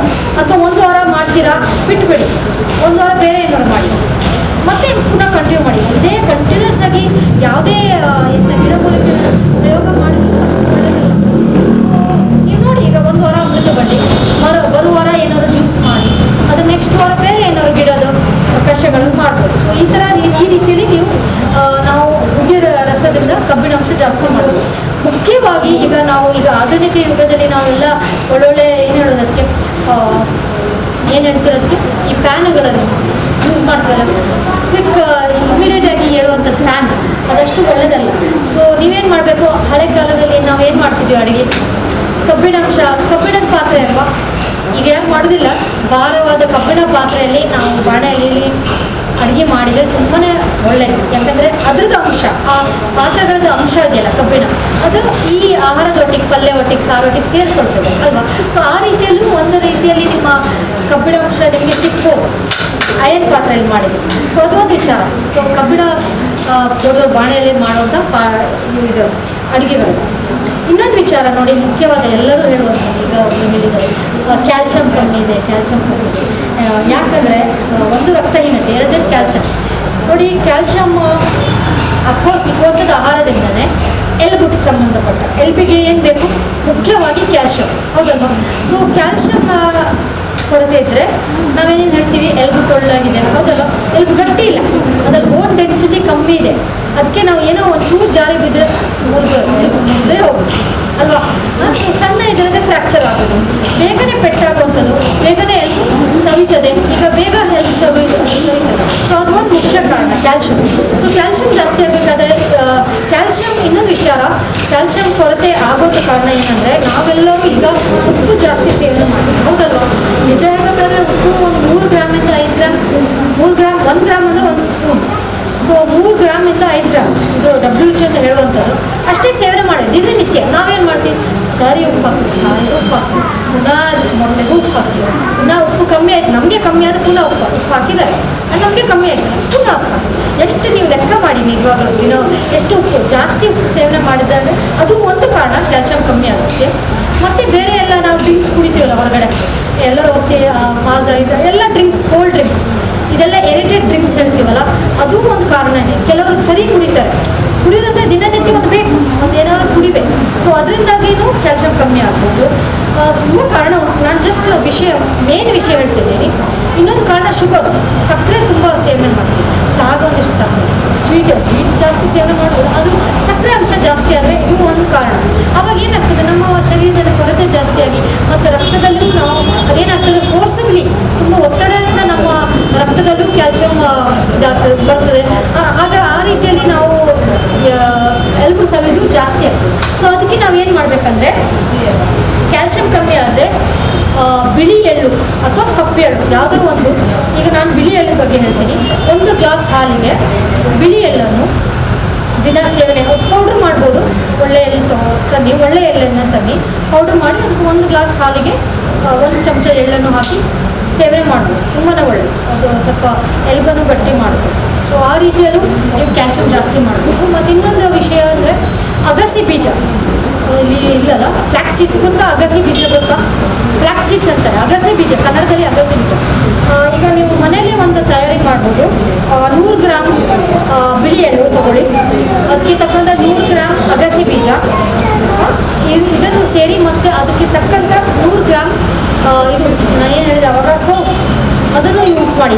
ಈ ಫೆನಲ್ ಸೀಡ್ಸ್ ಹೇಳ್ತೀವಲ್ಲ, ಈ 3ಅನ್ನು ಚಂದ ಬಿಸಿಲಿಗೆ ಒಣಗಿಸಿ ಮಿಲ್ಲಿಗೆ ಹೋಗಿ ಪುಡಿ ಮಾಡಿ ಅಥವಾ ಮನೇಲೆ ಪುಡಿ ಮಾಡಿ ಒಂದು ಡಬ್ಬಿಯಲ್ಲಿ ಇಟ್ಕೊಂಡ್ರೆ ಇದನ್ನು 3 ಚಮಚ 3 ಗ್ಲಾಸ್ ನೀರಿಗೆ ನೋಡಿ, ಒಂದು ಗ್ಲಾಸ್ ನೀರಿಗೆ 1 ಚಮಚ, 3 ಗ್ಲಾಸ್ ನೀರಿಗೆ 3 ಚಮಚನೂ ಹಾಕಿ ಸೇವನೆ ಮಾಡುವಂಥದ್ದು. ನೋಡಿ ನಾನು ಏನು ಹೇಳಿದ್ದೀನಲ್ಲ, ಇದೆಲ್ಲ ಏನು ಟಾನಿಕ್ಗಳು ಇದೆಲ್ಲ ಆದಷ್ಟು ಖಾಲಿ ಹೊಟ್ಟೆಯಲ್ಲೇ ಮಾಡಿ, ಊಟ ಹೊಟ್ಟೆ ತುಂಬಿದ್ರಲ್ಲಿ ಮಾಡಬೇಡಿ, ಯಾಕಂದರೆ ಅದರದ್ದು ಗುಣ ಬರಬೇಕಲ್ಲ, ಶರೀರಕ್ಕೆ ಹಿಡಿಬೇಕಲ್ವಾ.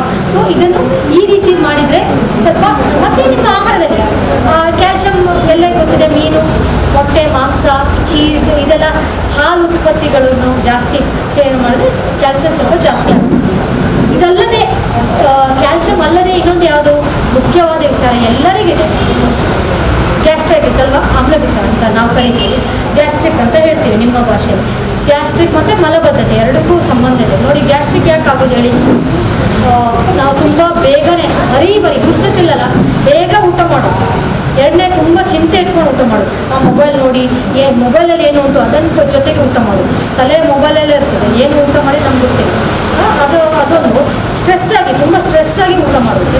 ಇನ್ನೊಂದು ಖಾರ, ನಿಮಗೆಲ್ಲರಿಗೂ ಗೊತ್ತಿದೆ, ಖಾರ ಪದಾರ್ಥ ಇಷ್ಟ ಅಲ್ಲ, ಉಪ್ಪಾಳು, ಮೀನು ಸಾರು ಎಲ್ಲ ಖಾರ ಬೇಕು ನಮಗೆ. ಹಾಗೆ ಖಾರ ಸಾರು ನೋಡಿ, ನಿಮ್ಮ ದೇಹ ಪ್ರಕೃತಿ ನಿಮಗೆ ಗೊತ್ತಿದೆ ಅಲ್ವಾ. ಈಗ ನನಗೆ ಗೊತ್ತಿದೆ, ನಾನು ತಿಂದರೆ ಏನಾಗ್ಬೋದು, ಅದು ತಿಂದರೆ ಏನಾಗ್ಬೋದು, ಯಾವ್ದು ನಾವು ತಿನ್ನಬೇಕು, ಯಾವ್ದು ಅವಾಯ್ಡ್ ಮಾಡಬೇಕು ಅಲ್ವಾ. ಸೊ ಈ 3 ಕಾರಣಗಳಿಂದ ಆಮ್ಲಪಿತ್ತ ಅಂದರೆ ಆ್ಯಸಿಡಿಟಿ ಉತ್ಪನ್ನ ಆಗೋದು. ಏನಂದರೆ ಹೊಟ್ಟೆ ಖಾಲಿ ಇರ್ತದೆ, ಇಡೀ ರಾತ್ರಿ ನೀರು ಕುಡಿಯೋದಿಲ್ಲ, ಸಹಜವಾಗಿ ಬೆಳಗ್ಗೆ ಎದ್ದ ತಕ್ಷಣ ನೀರೇ ಕುಡಿಯೋದಿಲ್ಲ. ಯಾವಾಗ ನೀರು ಕುಡಿದು ಬ್ರೇಕ್ಫಾಸ್ಟ್ ತಿಂಡಿ ತಿನ್ನುವಾಗ ಆವಾಗ ನೆನಪಾಗ್ತದೆ ನೀರು ಕುಡಿಬೇಕು. ಸೊ ದಯವಿಟ್ಟು ಅಭ್ಯಾಸ ಮಾಡಿ, ಬೆಳಗ್ಗೆ ಎದ್ದ ತಕ್ಷಣ 1 ಲೋಟ ದೊಡ್ಡ ಗ್ಲಾಸ್ ಬೆಚ್ಚ ನೀರು ಕುಡೀರಿ. ಈಗಂತೂ ಈಗ ಕೊರೋನಾ ವೈರಸ್ ಇರೋದ್ರಿಂದ ನಾನು ಹೇಳೋದಿದ್ದರೆ ಫಸ್ಟಿಗೆ ಒಂದು ಉಪ್ಪು ನೀರು ಗಾರ್ಗಲ್ ಮಾಡಿ ಮತ್ತೆ ನೀರು ಸೇವನೆ ಮಾಡಿ, ಅದು ತುಂಬ ಮುಖ್ಯ. ಅದು ನಮ್ಮ ದಿನಚರಿ ಆಗಿದೆ ಈಗಿನ ಪರಿಸ್ಥಿತಿ ನೋಡುವಾಗ. ಸೊ ಅದರ ನಂತರ ಒಂದು ಅರ್ಧ ಗಂಟೆ ಬಿಟ್ಟು 1 ಗ್ಲಾಸ್ ಬಿಸಿ ನೀರು, ಅದರ ನಂತರ ಬೇಕಾದ್ರೆ ನೀವು ಲಿಂಬೆ ರಸ ಹಾಕಿ ನೀರು ಕುಡಿಬೋದು. ಮುಖ್ಯವಾಗಿ ನೀರು ಕುಡೀರಿ ಅಷ್ಟೇ, 1 ಗ್ಲಾಸ್. ಅದರ ನಂತರ ಮತ್ತೆ ನೀವು ಊಟ ಮಾಡಿ, ಅದರ ನಂತರ ದಿನನಿತ್ಯ ಒಂದು 8 ರಿಂದ 10 ಗ್ಲಾಸ್ ನೀರು ಲೆಕ್ಕ ಇರಲಿ, ಸರಿ ನೀರು ಒಂದು ಲೆಕ್ಕ ಇರಬೇಕು, ಯಾವುದಕ್ಕೂ ನೀರು ಅಂಶ ಕುಡಿಯುವಂಥದ್ದು. ಎರಡನೇ ವಿಚಾರ, ಊಟ ಮಾಡುವಾಗ ಗ್ಯಾಪ್ ತುಂಬ ನೋಡಿ ಬೆಳಿಗ್ಗೆ 9 ಗಂಟೆಗೆ ತಿಂಡಿ ಮುಗಿಬೇಕು. ನೀವು 12 ಗಂಟೆಗೆ ತಿನ್ನೋದಲ್ಲ, ಅದು ಊಟ ಬ್ರೇಕ್ಫಾಸ್ಟ್ ಯಾವುದಂತ ಗೊತ್ತಾಗಲ್ಲ. ಹಾಗೆ 8 ಗಂಟೆ 8:30 ಹಬ್ಬ ಅಂದರೆ 9 ಗಂಟೆಗೆ ಒಳಗೆ ನಿಮ್ಮದು ಊಟ ಮುಗಿಬೇಕು. ಊಟ ಅಂದರೆ ನಿಮ್ಮ ತಿಂಡಿ, ಕೆಲವು ತಿಂಡಿ ಮಾಡ್ತಾರೆ, ಕೆಲವು ಊಟ ಮಾಡ್ತಾರೆ. ಗ್ಯಾಪ್ ಇಡಿ, ಒಂದು 4 ಗಂಟೆ ಗ್ಯಾಪ್, ಅದಾದಮೇಲೆ 1 ಗಂಟೆ ಸರಿಯಾದ ಸಮಯದಲ್ಲಿ ಊಟ ಮಾಡಿ. ಆವಾಗ ಈ ಗ್ಯಾಪಲ್ಲಿ ಏನಾಗ್ತದೆ, ಮಧ್ಯದಲ್ಲಿ ನೀವು ಒಂದು ಹಣ್ಣು ತಿನ್ಬೋದು, ಅಥವಾ ಈ ಥರ ಗೋಡಂಬಿ ಅಥವಾ ಏನಾರು ಬಾದಾಮಿ ಏನಾರು ಒಂದು ಕಾಳುಗಳು, ಇದು ಪೌಷ್ಟಿಕ ನಟ್ಸನ್ನು ತಿನ್ಬೋದು. ಏನು ಬೇಡ ಆದರೆ ಒಂದು ಗ್ಲಾಸ್ ನೀರನ್ನು ಕುಡಿಬೋದು ಅಲ್ವಾ. ಸೊ ಇದು ಒಂದು ಮಾಡ್ಬೋದು. ಊಟ ಮಾಡಿ 2 ಗಂಟೆ ಒಳ್ಳೆ ಟೈಮ್ ಮಧ್ಯಾಹ್ನ ಊಟ. ಅದ ನಂತರ ಸಾಧಾರಣವಾಗಿ ನೀರು ಕುಡೀರಿ. ಮಧ್ಯಾಹ್ನ ಸಾಯಂಕಾಲ ನಿಮಗೆ ಹಾಲು ಇಷ್ಟ ಇಲ್ಲ ಅಂದರೆ ಅಟ್ಲೀಸ್ಟ್ ಒಂದು ಜೀರಿಗೆ ಕಷಾಯ ಮಾಡಿ ಕುಡೀರಿ ಅಲ್ವಾ. ಅಥವಾ ನಾನು ಹೇಳಿದ್ದೀನಲ್ಲ ಹಾಲಲ್ಲಿ ಪೇಯಗಳು, ಅದನ್ನು ಯಾವುದಾದ್ರು ಒಂದು ಉಪಯೋಗಿಸಿ. ಚಹಾ ಕಾಫಿ ಬಂದು ಅಲ್ವಾ. ಸೊ ಅದರಷ್ಟು ಇದಿಲ್ಲ, ಚಹಾ ಕಾಫಿ ಒಳ್ಳೇದಲ್ಲ. ಸೊ ಆದಷ್ಟು ಅದ್ರ ಬದಲಿಗೆ ನೀವು ಜ್ಯೂಸಸ್ ಮಾಡಿ ಕುಡಿಬೋದು. ಈಗ ನಿಮಗೆ ಬೆಳಗ್ಗೆ ಕುಡಿಸೋಕ್ಕಿಲ್ಲ ಅಂದರೆ ನಾನು ಹೇಳಿದ ಜ್ಯೂಸನ್ನು ಸಂಜೆ ಕುಡಿಬೋದು ಅಲ್ವಾ. ಅವಾಗ ಹೊಟ್ಟೆ ಖಾಲಿ ಇರ್ತದೆ 5 ಗಂಟೆ 6 ಗಂಟೆ. ಅದರ ನಂತರ 8 ಗಂಟೆ ನಂತರ ಊಟ, ಬೇರೆ ಏನಿಲ್ಲ. ಅದ್ರ ಆ ಸಮಯದಲ್ಲಿ ಬೇರೆ ಏನು ಸೇವನೆ ಮಾಡಿ ನಿಮ್ಮ ಮಾಮೂಲಿ ಊಟ ಮಾಡಿ. ನಾವೇನು ಮಾಡಬೇಕಂದ್ರೆ ಆದಷ್ಟು ಊಟ ಸ್ವಲ್ಪ ಕಮ್ಮಿ ಪ್ರಮಾಣದಲ್ಲಿ ಮಾಡಿದರೆ ಒಳ್ಳೆಯದು. ಯಾಕಂದರೆ ಜೀರ್ಣ ಆಗೋದು ಕಷ್ಟ ರಾತ್ರಿ. ನಾನು ನಿಮಗೆ ಮುಂಚೆನೂ ಹೇಳಿದ್ದೀನಿ, ರಾತ್ರಿ ನಮಗೆ ಜೀರ್ಣಶಕ್ತಿ ಇರೋದಿಲ್ಲ ಜಾಸ್ತಿ ಈ ಡೈಜೆಷನ್ ಆಗಲಿಕ್ಕೆ. ಹಾಗಾಗಿ 8:30ಗೆ ಊಟ, ಒಂದು ಲೈಟ್ ಊಟ ಮುಗಿಸ್ಬೇಕು, ಅಲ್ಲಿಗೆ ಮುಗೀತು. ಮತ್ತು ಮಲಗುವಾಗ ನಾನು ಒಂದು ಹೇಳಿದ್ದೇನೆ ಟಾನಿಕ್, ಅದನ್ನು ಕುಡಿಬೋದು. ಇಲ್ಲಾಂದರೆ ಬರೀ ನೀರು, ಒಂದು ದೊಡ್ಡ ಗ್ಲಾಸ್ ನೀರು ಕುಡಿಯುವಂಥದ್ದು. ಸೊ ಈ ರೀತಿಯಲ್ಲಿ ಅಸಿಡಿಟಿ ಕಮ್ಮಿ ಮಾಡ್ಬೋದು ಸ್ವಲ್ಪ ಮಟ್ಟಿಗೆ. ಮತ್ತು ಮಲಬದ್ಧತೆ ಏನು ಮಾಡೋದು, ಎಲ್ಲರಿಗೂ ಅದೇ ಕಂಪ್ಲೇಂಟ್ ನೋಡಿ. ಮಲಬದ್ಧತೆ ಯಾಕೆ ಆಗೋದು, ನಾವು ಕರೆಕ್ಟ್ ಊಟ ಮಾಡ್ತೀವಿ ಹೌದಲ್ವಾ, ಕರೆಕ್ಟ್. ಆದರೆ ಯಾವುದು ಊಟ ಮಾಡಬೇಕು, ಆ ಊಟದಲ್ಲಿ ಏನಿರ್ಬೇಕು ಹೇಳಿ, ನಾರಿನಂಶ ಇರಬೇಕಲ್ವಾ. ನಾರಿನಂಶ ಇಲ್ಲ ಅಂದರೆ ನಮಗೆ ಹೇಗೆ ನಾರು ಯಾಕೆ ಬೇಕು ಹೇಳಿ, ಅದು ಸಿಕ್ಕುವಂಥ ತರಕಾರಿಯಿಂದ ಅಲ್ವಾ. ಮತ್ತು ಹಣ್ಣು ತರಕಾರಿ ಮೇನ್ ಮುಖ್ಯವಾಗಿ ನಾರಂಶ ಇರೋದು ಅದರಲ್ಲಿ. ಸೊ ಈ ನಮ್ಮ ನೀವು ಕೆರಡೆ ಬರುವಾಗ ಹೊಟ್ಟೆ ಕೆಳಗಡೆ ದೊಡ್ಡ ಕರಳು ಸಣ್ಣ ಕರಳು ಇರುವ ಅದು ಮೇನ್ ಇಂಥ ಮಾಡುವಂಥದ್ದು. ಈ ಸಣ್ಣ ಕರಳು ಅದೇನು ಮಾಡ್ತದೆ, ನೀವು ಕೊಟ್ಟದ ಏನು ಬರುವಂಥ ಆಹಾರವನ್ನು ಸರಿ ಇದು ಮಾಡ್ತದೆ, ಅದು ಬೈಫರ್ಕೇಟ್ ಮಾಡ್ತದೆ. ಕೆಲವೊಂದು ರಕ್ತ ಕಳಿಸ್ತದೆ, ಯಾವ್ದು ಒಳ್ಳೆ, ಕೆಲವೊಂದು ವೇಸ್ಟಾಗಿ ಮೋಷನಾಗಿ ಹೋಗುತ್ತೆ. ಸೊ ಕರುಳಿಗೆ ಪೆಟ್ಟಾಗಬಾರ್ದು ಅಲ್ವಾ. ಕರುಳಿಗೆ ಒಳ್ಳೆ ಫಂಕ್ಷನ್ ಆಗಬೇಕಾದ್ರೆ ನಾವು ನಾರಿನಂಶ ತಿನ್ನಬೇಕಾಗ್ತದೆ. ಕರೆಕ್ಟಾಗಿ ಡೈಜೆಷನ್ ಆಗಬೇಕಾದ್ರೆ, ಜೀರ್ಣ ಆಗಬೇಕಾದ್ರೆ ಯಾವುದೆಲ್ಲ ನಾರಿನಂಶ ತಿನ್ನುವಂಥದ್ದು, ಬಾಳೆಹಣ್ಣು, ಪಪ್ಪಾಯ, ಎಲ್ಲ ಹಣ್ಣುಗಳು ಆಯಿತಾ. ಮತ್ತು ತರಕಾರಿ ಸೊಪ್ಪು, ನಾನು ಹೇಳಿದೆಲ್ಲ ಪಾಲಕ್ ಸೊಪ್ಪು ಆಗಿರ್ಬೋದು, ಹರವೆ ಸೊಪ್ಪು ತುಂಬ ಒಳ್ಳೆ, ಹರವೆ ಸೊಪ್ಪು ತಿನ್ಬೋದು. ಮತ್ತು ಯಾವುದೇ ಸೊಪ್ಪು ಬೇರೆ ಎಲ್ಲ ಸಬ್ಬಸಿಗೆ ಸೊಪ್ಪು, ಬೇರೆ ನುಗ್ಗೆ ಸೊಪ್ಪು. ಸೊ ಇದೆಲ್ಲ ಮಾಡುವಂಥ ಸೊಪ್ಪಿನ ಪಲ್ಯ. ಸೊ ಅದೆಲ್ಲ ನಾರಿನಂಶ. ನಾವೇನು ಮಾಡ್ತೀವಿ ಗೊತ್ತಾ, ಒಂದು ಮಿಸ್ಟೇಕ್ ಅಂದರೆ ಆಯುರ್ವೇದದಲ್ಲಿ ಇನ್ನೊಂದು ವಿಚಾರ ಹೇಳಿದ್ದಾರೆ. ಈ ಫುಡ್ಡನ್ನು, ಆಹಾರವನ್ನು ನಾವು ಯಾವ ರೀತಿ ತೊಗೋಬೇಕು ನೋಡಿ, ಅದರದ್ದು ಕಾಂಬಿನೇಷನ್ ಅಂದರೆ ಮ್ಯಾಚಿಂಗ್ ಹೇಳ್ತೀವಲ್ಲ ಕಾಂಬಿನೇಷನ್. ಈಗ ಉದಾಹರಣೆ ಹೇಳ್ತೀನಿ ನಿಮಗೆ ಅರ್ಥ ಆಗ್ತದೆ. ಈಗ ನಾವು ಚಪಾತಿ ಮಾಡ್ತೀವಿ, ಚಪಾತಿ ಗೋಧಿ ಅಲ್ವಾ, ಕಾರ್ಬೋಹೈಡ್ರೇಟ್, ಸ್ಟಾರ್ಚ್ ಎಲ್ಲ ಇದೆ ಗೋಧಿ. ಅದಕ್ಕೆ ಪುನಃ ನಾವು ಏನು ಹಾಕ್ತೀವಿ, ಪಲ್ಯ, ಬಟಾಟೆ ಪಲ್ಯ ಅಲ್ವಾ. ಅದರಲ್ಲೂ ಅದೇ ಅಂಶ, ಕಾರ್ಬೋಹೈಡ್ರೇಟ್, ಸ್ಟಾರ್ಚ್. ನೀವೀಗ ಏನಾಯಿತು, ಜಾಸ್ತಿ ಏನು ತಿಂದ್ರಿ, ಈಗ ಜಾಸ್ತಿ ಒಂದೇ ಅಂಶ ತಿಂದ್ರಲ್ವಾ, ಪೌಷ್ಟಿಕಾಂಶ. ಸೊ ನಾವು ಅದನ್ನು ನೋಡ್ಕೋಬೇಕು. ಚಪಾತಿನೂ ಗೋಧಿ, ಅದರಲ್ಲಿ ಬಟಾಟಿನೂ ಒಂಥರ ಸ್ಟಾರ್ಚ್, ಎರಡೂ ಕಾರ್ಬೋಹೈಡ್ರೇಟ್. ಸೊ ಅದನ್ನೇ ಜಾಸ್ತಿ ತಿಂದರೆ ಏನಾಗಬೇಕು ಹೇಳಿ, ಹೊಟ್ಟೆ ಉಬ್ಬರಿಸ್ತದೆ, ಉಬ್ಬರಕ್ಕೆ ಅಲ್ವಾ, ಜೀರ್ಣ ಆಗೋದಿಲ್ಲ. ಯಾಕಂದರೆ ನೀವು ತಿನ್ನೋದೇ ಜಾಸ್ತಿ ಒಂದು ಅಂಶ. ಹಾಗಾಗಿ ದಯವಿಟ್ಟು ನೀವು ಕಾಂಬಿನೇಷನ್ ಮಾಡುವಾಗ ಏನು ಮಾಡಬೇಕು, ಚಪಾತಿ ಜೊತೆಗೆ ಮೊಳಕೆ ಬರಿಸಿದ ಕಾಳು ಅಲ್ವಾ, ಅವಾಗ ಅದರ ಅಂಶ ಬೇರೆ, ಪ್ರೋಟೀನ್ ಸಿಗ್ತದೆ. ನೀವು ಇಲ್ಲಿ ಕಾರ್ಬೋಹೈಡ್ರೇಟ್ ತಿಂತಾ ಇದ್ರಿ, ಅವಾಗ ಅದ್ರ ಜೊತೆಗೆ ಪ್ರೋಟೀನ್ ಅಂಶನೂ ಸಿಗ್ತದೆ, ನಿಮ್ಗೆ ಎರಡು ಬೆನಿಫಿಟ್ ಸಿಗ್ತದೆ. ಹಾಗೆ ಕಾಂಬಿನೇಷನ್ ಹಾಗೆ ಯೋಚನೆ ಮಾಡಿ. ಚಪಾತಿಗೆ ಸೊಪ್ಪಿನ ಪಲ್ಯ, ಹೌದು ರುಚಿಯ ಅಷ್ಟು ನಿಮಗೆ ಟೇಸ್ಟ್ ಬರಲಿಕ್ಕಿಲ್ಲ, ಅದೇ ರುಚಿ ಮಾಡಿ ಪಲ್ಯನೂ ಸ್ವಲ್ಪ ಚೇಂಜ್ ಮಾಡಿ. ಬಟಾಟಿ ಇದು ಒಟ್ಟಿಗೆ ಬೇಡ, ನಿಮಗೆ ಅನ್ನನೂ ಅಷ್ಟೇ, ಅನ್ನ ಬಟಾಟಿ ಎಲ್ಲ ಒಂದೇ ಸೇಮ್ ಗುಣ ಆಗ್ತದಲ್ವಾ. ಸೊ ನೀವು ಆದಷ್ಟು ಪಲ್ಯನೂ ಚೇಂಜ್ ಮಾಡಿ. ಇದನ್ನ ಹೇಳೋದು ಕಾಂಬಿನೇಷನ್ ಅಂತ. ನೀವು ಒಂದೇ ಬಗೆ ನೀವು ನೋಡಿ, ಅನ್ನ ಮಾಡ್ತೀರಾ, ಮೀನು ಸಾರು ಮಾಡ್ತೀರಾ, ಅದಕ್ಕೆ ಗುಣ ಮೀನು ಫ್ರೈ ಎಲ್ಲ ಒಂದೇ ಅಂಶ ಸಿಗ್ತದೆ. ಈಗ ವಿದೇಶಗಳಲ್ಲಿ ಏನಂದರೆ, ನಾನು ಜಾಸ್ತಿ ಅವರನ್ನು ಹೊಗಳುವುದಿಲ್ಲ, ಆದರೆ ಒಂದೇ ನಾನು ನೋಡಿದ್ದೀನಿ ಅಂದರೆ ಅವರ ಆಹಾರದಲ್ಲಿ ಹೇಗಿರ್ತದಂದರೆ, ನಾನ್ ವೆಜ್ ಮಾಡ್ತಾರೆ, ಫಾರ್ ಎಕ್ಸಾಂಪಲ್ ಚಿಕನ್ ಏನೋ ಮಾಡ್ತಾರೆ ಫ್ರೈಯನ್ನು, ಅಥವಾ ಫಿಶ್ ಮಾಡ್ತಾರೆ, ಜಾಸ್ತಿ ಅವ್ರು ಖಾರ ಹಾಕಲ್ಲ, ಅವರು ಸ್ವಲ್ಪ ನಂಬ್ತಾರಲ್ಲ ಜಾಸ್ತಿ ಖಾರ ಹಾಕಲ್ಲ. ಅದ್ರ ಜೊತೆಗೆ ನೀವು ನೋಡುವಾಗ ಅವರ ತಟ್ಟೆಯಲ್ಲಿ ತರಕಾರಿ ಪಲ್ಯ ಇರ್ತದೆ, ಈ ಹಸಿ ಬಟಾಣಿದ ಪಲ್ಯ, ಕ್ಯಾರೆಟ್ ಪಲ್ಯ, ಏನೇನೋ ಬೇರೆ ಬೇರೆ ಒಳ್ಳೊಳ್ಳೆ ಸೊಪ್ಪು ಎಲ್ಲ ಅದೆಲ್ಲ ಇರ್ತದೆ, ಸಲಾಡ್ ಟೈಪ್ ಪಲ್ಯ ಥರ. ಸೊ ನೋಡಿ ಅವ್ರದ್ದು ನಿಜವಾಗ್ಲೂ ಒಳ್ಳೇದಲ್ವಾ. ನೋಡಿ ತರಕಾರಿನೂ ಬಂತು, ಮಾಂಸನೂ ಬಂತು, ಎಲ್ಲ ಬಂತು ಸಾಧಾರಣ. ನೋಡಿ ಅದು ವೇಟ್ ಜಾಸ್ತಿ ಬರೋದಿಲ್ಲ, ಯಾಕೆ ಹೇಳಿ, ಅವ್ರ ಮಾಂಸದಲ್ಲಿ ಜಾಸ್ತಿ ಖಾರನೂ ಹಾಕಿರ್ಲಿಕ್ಕಿಲ್ಲ, ಸ್ವಲ್ಪ ಒಂದು ತುಂಡು ಮಾಂಸ, ಮತ್ತು ಪಲ್ಯನೂ ಪಲ್ಯಲ್ಲಿ ಜಾಸ್ತಿ ವೇಟ್ ಬರೋದಿಲ್ಲ.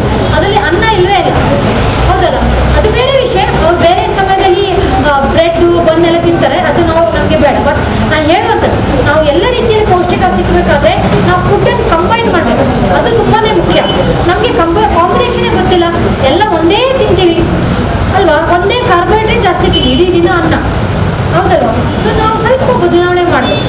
ಮಲಬದ್ಧತೆ ಮುಖ್ಯ ಕಾರಣ ಏನಂದರೆ ನಮ್ಮದು ಜೀವನ ಶೈಲಿಯಾಗಿ ಬದಲಾದ ಜೀವನ ಶೈಲಿ. ಸರಿ, ನಾವು ಇಡೀ ದಿನ ಕೂತ್ಕೊಂಡೇ ಇರ್ತೀವಿ, ಈಗ ನಾವೇ ಬೆಳಿಗ್ಗೆ ರಾತ್ರಿ ಕೂತ್ಕೊಂಡೇ ಇರ್ತೀವಿ, ಜೀರ್ಣ ಆಗೋದಿಲ್ಲ ಅಲ್ವಾ. ಸೊ ಅದಕ್ಕೆ ಏನು ಮಾಡಬೇಕು, ಸ್ವಲ್ಪ ವ್ಯಾಯಾಮ ಮಾಡಬೇಕು ಅಥವಾ ಆಚೀಚೆ ಓಡಾಡಬೇಕು, ಇಲ್ಲಾಂದರೆ ನಮ್ಮ ಆಹಾರದಲ್ಲಿ ಚೇಂಜ್ ಮಾಡಬೇಕು, ಒಂದು ಲೈಟ್ ಆದ ಫುಡ್ ತಿನ್ನಬೇಕು, ಯಾಕಂದರೆ ನಮಗೆ ಜೀರ್ಣ ಆಗೋದಿಲ್ಲ ಅಲ್ವಾ. ಸೊ ಆ ರೀತಿಯಲ್ಲಿ ನಾವು ಸ್ವಲ್ಪ ನಮ್ಮ ಜೀವನ ಶೈಲಿಯಲ್ಲೇ ಬದಲಾವಣೆ ಮಾಡಿದರೆ, ಆಹಾರ ಮಾಡುವಂಥ ಪದಾರ್ಥ ಎಲ್ಲ ಬದಲಾವಣೆ ಮಾಡಿದ್ರೆ ಆಗ್ಬೋದು. ಇದೇನು ದೊಡ್ಡ ಈಗ ಕಾಸ್ಟ್ಲಿ ಏನಲ್ಲ, ನಾನೇನು ವಿಶೇಷವಾದ ಆಹಾರ ಪದ್ಧತಿ ಹೇಳಲಿಲ್ಲ, ನಿಮಗೆಲ್ಲರಿಗೂ ಗೊತ್ತಿದೆ. ಜಸ್ಟ್ ಆಚೀಚೆ ಮಾಡಿ, ಸ್ವಲ್ಪ ಚೇಂಜಸ್ ಮಾಡಿ. ಆದರೆ ದಯವಿಟ್ಟು ಊಟ ಆದ ತಕ್ಷಣ ಅಥವಾ ಇಂಥದ್ದೆಲ್ಲ ಒಳ್ಳೊಳ್ಳೆ ತಿಂಡಿ ಮಾಡಿದ ತಕ್ಷಣ ಹಣ್ಣುಗಳನ್ನು ಸೇವನೆ ಮಾಡಬೇಕು. ಹಣ್ಣು ಏನಿದ್ರು ಖಾಲಿ ಹೊಟ್ಟೆ, ಯಾಕಂದ್ರೆ ಅದರದ್ದು ಪೌಷ್ಟಿಕಾಂಶ ಸಿಗಬೇಕು. ಇದಲ್ಲದೆ ಈಗ ಅಸಿಡಿಟಿ ಆಯಿತು, ಮಲಬದ್ಧತೆ ಆಯಿತು, ಇನ್ನೊಂದು ಮುಖ್ಯವಾದ ವಿಚಾರ, ತೂಕ ಜಾಸ್ತಿ ಆಗುವಂಥದ್ದು, ಹೌದಲ್ವಾ. ಸಾಧಾರಣ ಒಂದು ಏಜ್ ಆದಮೇಲೆ ಒಬಿಸಿಟಿ ಅಂತೀವಿ, ಅದು ಏನು ಹೇಳ್ತೀವಿ ಅಂದರೆ ಸ್ವಲ್ಪ ಜಾಸ್ತಿ ನ್ಯೂಟ್ರಿಷನ್ ನಮಗೆ ಅಲ್ವಾ. ನಾವೇನು ಮಾಡ್ತೀವಿ ಅಂದರೆ ಬೆಳಿಗ್ಗೆ ಚಹಾ ಕುಡಿತೀವಿ, ಬೆಳಿಗ್ಗೆ ಎದ್ದ ತಕ್ಷಣ ಚಹಾ ಅಲ್ವಾ, ಅದಾದಮೇಲೆ ತಿಂಡಿ ತಿಂತೀವಿ. ಕೆಲವರು ನಾನು ಹೇಳೋದು ಮಧ್ಯದಲ್ಲಿ ಊಟ ಮಧ್ಯದಲ್ಲಿ ಏನೋ ಒಂದು ಸ್ನ್ಯಾಕ್ಸ್, ಅದು ಚಿಪ್ಸ್ ಆಗಿರ್ಬೋದು, ಅಲ್ಲಿ ಸಾಧಾರಣ ವೇಟ್ ಬರುತ್ತೆ. ಪುನಃ ಮಧ್ಯಾಹ್ನ ಊಟ, ಪುನಃ ಮಧ್ಯದಲ್ಲೇ ಗೊತ್ತಿಲ್ಲ ಏನೋ ತಿಂತೀವಿ, ಮಧ್ಯದಲ್ಲಿ ಒಂದು ಏನೋ ಒಂದು ಸೇವನೆ, ಪುನಃ ಸಂಜೆ ಏನೋ ಒಂದು ಕೆಲವರು ನಾನು ಹೇಳೋದು ಯಾರೆಲ್ಲ ಹೇಳ್ತಾರೆ, ಪುನಃ ಸಂಜೆ ನಾವು ವಿಚಾರಣೆ ಮಾಡುವಾಗ ನಾನು ಹೇಳೋದು ಸಂಜೆ ಏನಾದ್ರು ತಿಂತಾರೆ, ಪುನಃ ರಾತ್ರಿ ತಿಂತಾರೆ.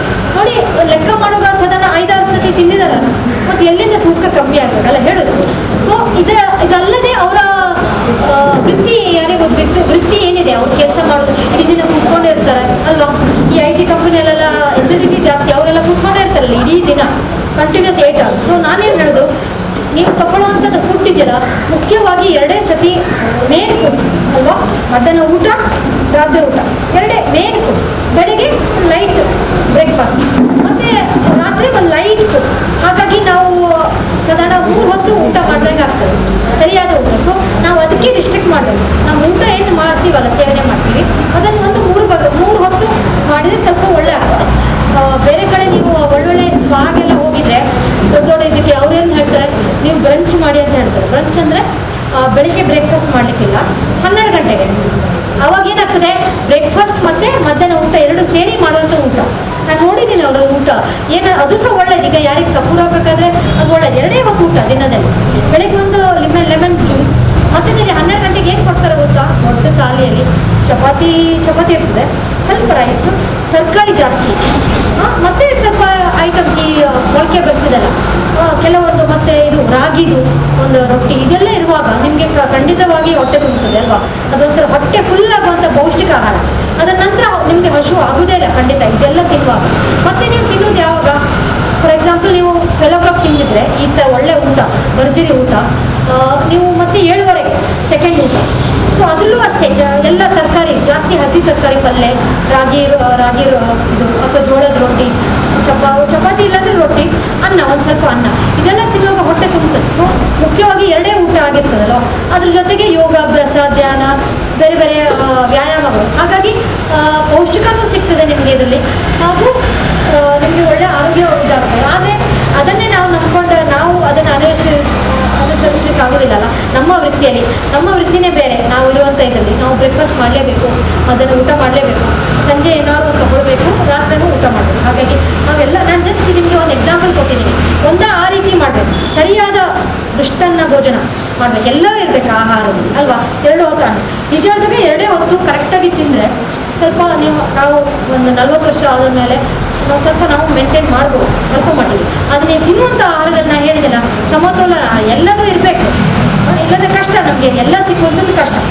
ಸೊ ಅದು ಓವರ್ ನ್ಯೂಟ್ರಿಷನ್. ಈಗ ಮಕ್ಳಿಗೂ ಅಷ್ಟೇ, ಸರಿ ತಿನ್ನಿಸಿದ್ರೆ ಅವ್ರಿಗೆ ಎಲ್ಲಿ ಅನ್ನ ಸೇರ್ತದೆ, ನೀವೇ ಹೇಳಿ. ನೀವು ಬಂದು ಹೇಳ್ತೀರ ಅವ್ರ ಮಕ್ಕಳು ಅನ್ನನೇ ತಿನ್ನೋದು, ಯಾಕೆ ಗೊತ್ತಾ, ಅವರು ಅದಕ್ಕಿಂತ ಮುಂಚೆ ಬೇರೆ ಏನಾದ್ರು ತಿಂದಿರ್ಬೋದಲ್ವಾ, ಈ ಅನ್ನ ಮಾತ್ರ ತಿಂದಿರ್ಲಿಕ್ಕಿಲ್ಲ ನಿಮ್ಮ ಪ್ರಕಾರ. ಬೇರೆ ಏನೋ ತಿಂದಿರ್ಬೋದು, ಚಿಪ್ಸು, ಬೇರೆ ಬೇರೆ ಐಟಮ್ಸ್ ತಿಂದಿರ್ಬೋದು, ಹೊಟ್ಟೆ ತುಂಬಿರ್ತದೆ. ಆವಾಗ ನೀವು ಊಟಕ್ಕೆ ಕರೆಯುವಾಗ ಏನು ಹೇಳ್ತಾರೆ, ಹಸು ಇಲ್ಲ ಹೇಳ್ತಾರೆ. ಅದು ತಿನ್ನೋಕ್ಕೆ ಇಷ್ಟ ಆಗೋದಿಲ್ಲ, ಯಾಕಂದರೆ ಬೆಳಿಗ್ಗೆ ಏನು ತಿಂದಿದ್ದಾರೆ ನಮ್ಗೆ ಗೊತ್ತಿಲ್ಲ. ಸೊ ಈ ಜಂಕ್ ಫುಡ್ಡು, ಬೇರೆ ಚಿಪ್ಸು, ಚಾಕ್ಲೇಟ್ ಅದೆಲ್ಲ ತಿನ್ನುವಾಗ ಹಸು ಆಗೋದೇ, ಅವ್ರು ಅನ್ನ ಎಲ್ಲಿ ತಿಂತಾರೆ. ಏನು ಮಾಡಬೇಕಂದ್ರೆ ಅವರಿಗೂ ಅದೇ ರೀತಿಯಲ್ಲಿ ನಾವು ಬೆಳೆಸಬೇಕು. ಸ್ವಲ್ಪ ನಮ್ಮದೇ ರೀತಿ ಬೆಳಗ್ಗೆ ಗಂಜಿ ಊಟ ಮಾಡೋದು ಅವರು ತಿನ್ಬೇಕು ನಮ್ಮ ಜೊತೆಗೆ, ನಾವು ಸಹ ತಿನ್ಬೇಕು ಅವ್ರ ಒಟ್ಟಿಗೆ ಅಲ್ವಾ. ಈಗ ನಾವು ಅವ್ರನ್ನ ಬಿಟ್ಟರೆ ಮಕ್ಕಳು ಊಟ ಮಾಡೋದಿಲ್ಲ. ಸೊ ಸ್ವಲ್ಪ ಮಟ್ಟಿಗೆ ಸ್ವಲ್ಪ ಸಮಯ ನಾವು ಸಹ ಅವರೊಟ್ಟಿಗೆ ಊಟ ಮಾಡಿದರೆ ಅವ್ರಿಗೆ ಅದು ಬರ್ತದೆ, ನಮ್ಮ ತಾಯಿನೇ ತಿಂತಾ ಇದ್ದಾರೆ, ನಾವು ಸಹ ತಿನ್ಬೇಕಲ್ವಾ. ಮಧ್ಯದಲ್ಲಿ ಜಾಸ್ತಿ ಕೊಡಬೇಡಿ, ಅವರು ಸ್ವಲ್ಪ ವ್ಯಾಯಾಮ ಮಾಡಲಿ, ಮಧ್ಯಾಹ್ನ ಊಟ ಸರಿ ಮಾಡಬೇಕು, ಅದನ್ನು ನೀವು ನೋಡ್ಕೋಬೇಕು. ತಟ್ಟೆಯಲ್ಲಿರುವಂಥದ್ದು ಎಲ್ಲ ಆಹಾರವನ್ನು ಸೇವನೆ ಮಾಡಬೇಕು ಅಲ್ವಾ. ಸೊ ಆ ರೀತಿಯಲ್ಲಿ ಅವ್ರಿಗೆ ಹಸು ಆಗಬೇಕು, ಮಕ್ಕಳಿಗೆ ಹಸು ಆಗಬೇಕಲ್ವಾ.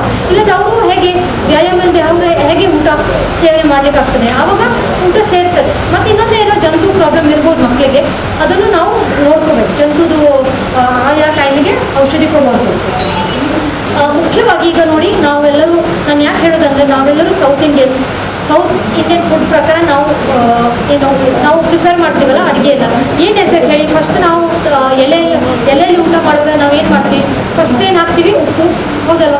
ಅದ್ರ ನಂತರ ಏನು ಹಾಕ್ತೀವಿ, ಕುಸುಂಬ್ರಿ ಮಾಡ್ತೀವಲ್ಲ, ಅದು ಈರುಳ್ಳಿ ಎಲ್ಲ ಒಟ್ಟಿಗೆ. ಆ ಕುಸುಂಬ್ರಿ ಕಾಳು ಯಾಕೆ ಕೊಡ್ತಾರೆ ಹೇಳಿ, ಅದರಲ್ಲೂ ಇರುವಂಥ ಪೌಷ್ಟಿಕಾಂಶನೂ ಜಾಸ್ತಿ ಇದೆ. ಅದರಲ್ಲಿ ಏನಿದೆ, ಫಾಲಿಕ್ ಆ್ಯಸಿಡ್ ಯಾವ್ದು ಗೊತ್ತಾ, ಅದು ಒಂದು ಅಂಶ ಜಾಸ್ತಿಯಾಗಿ ಮಹಿಳೆಯರಿಗೆ ತುಂಬ ಮುಖ್ಯವಾಗಿದೆ. ನಮ್ಮ ನೋಡಿ, ತಿಂಗಳ ಆಗುವಂಥ ಕ್ರಿಯೆಯಲ್ಲಿ, ಮುಟ್ಟಾಗುವಂಥ ಸಮಯದಲ್ಲಿ ಇರ್ಬೋದು, ಗರ್ಭಿಣಿ ಆದಮೇಲೆ ಸಮಯದಲ್ಲಿರ್ಬೋದು.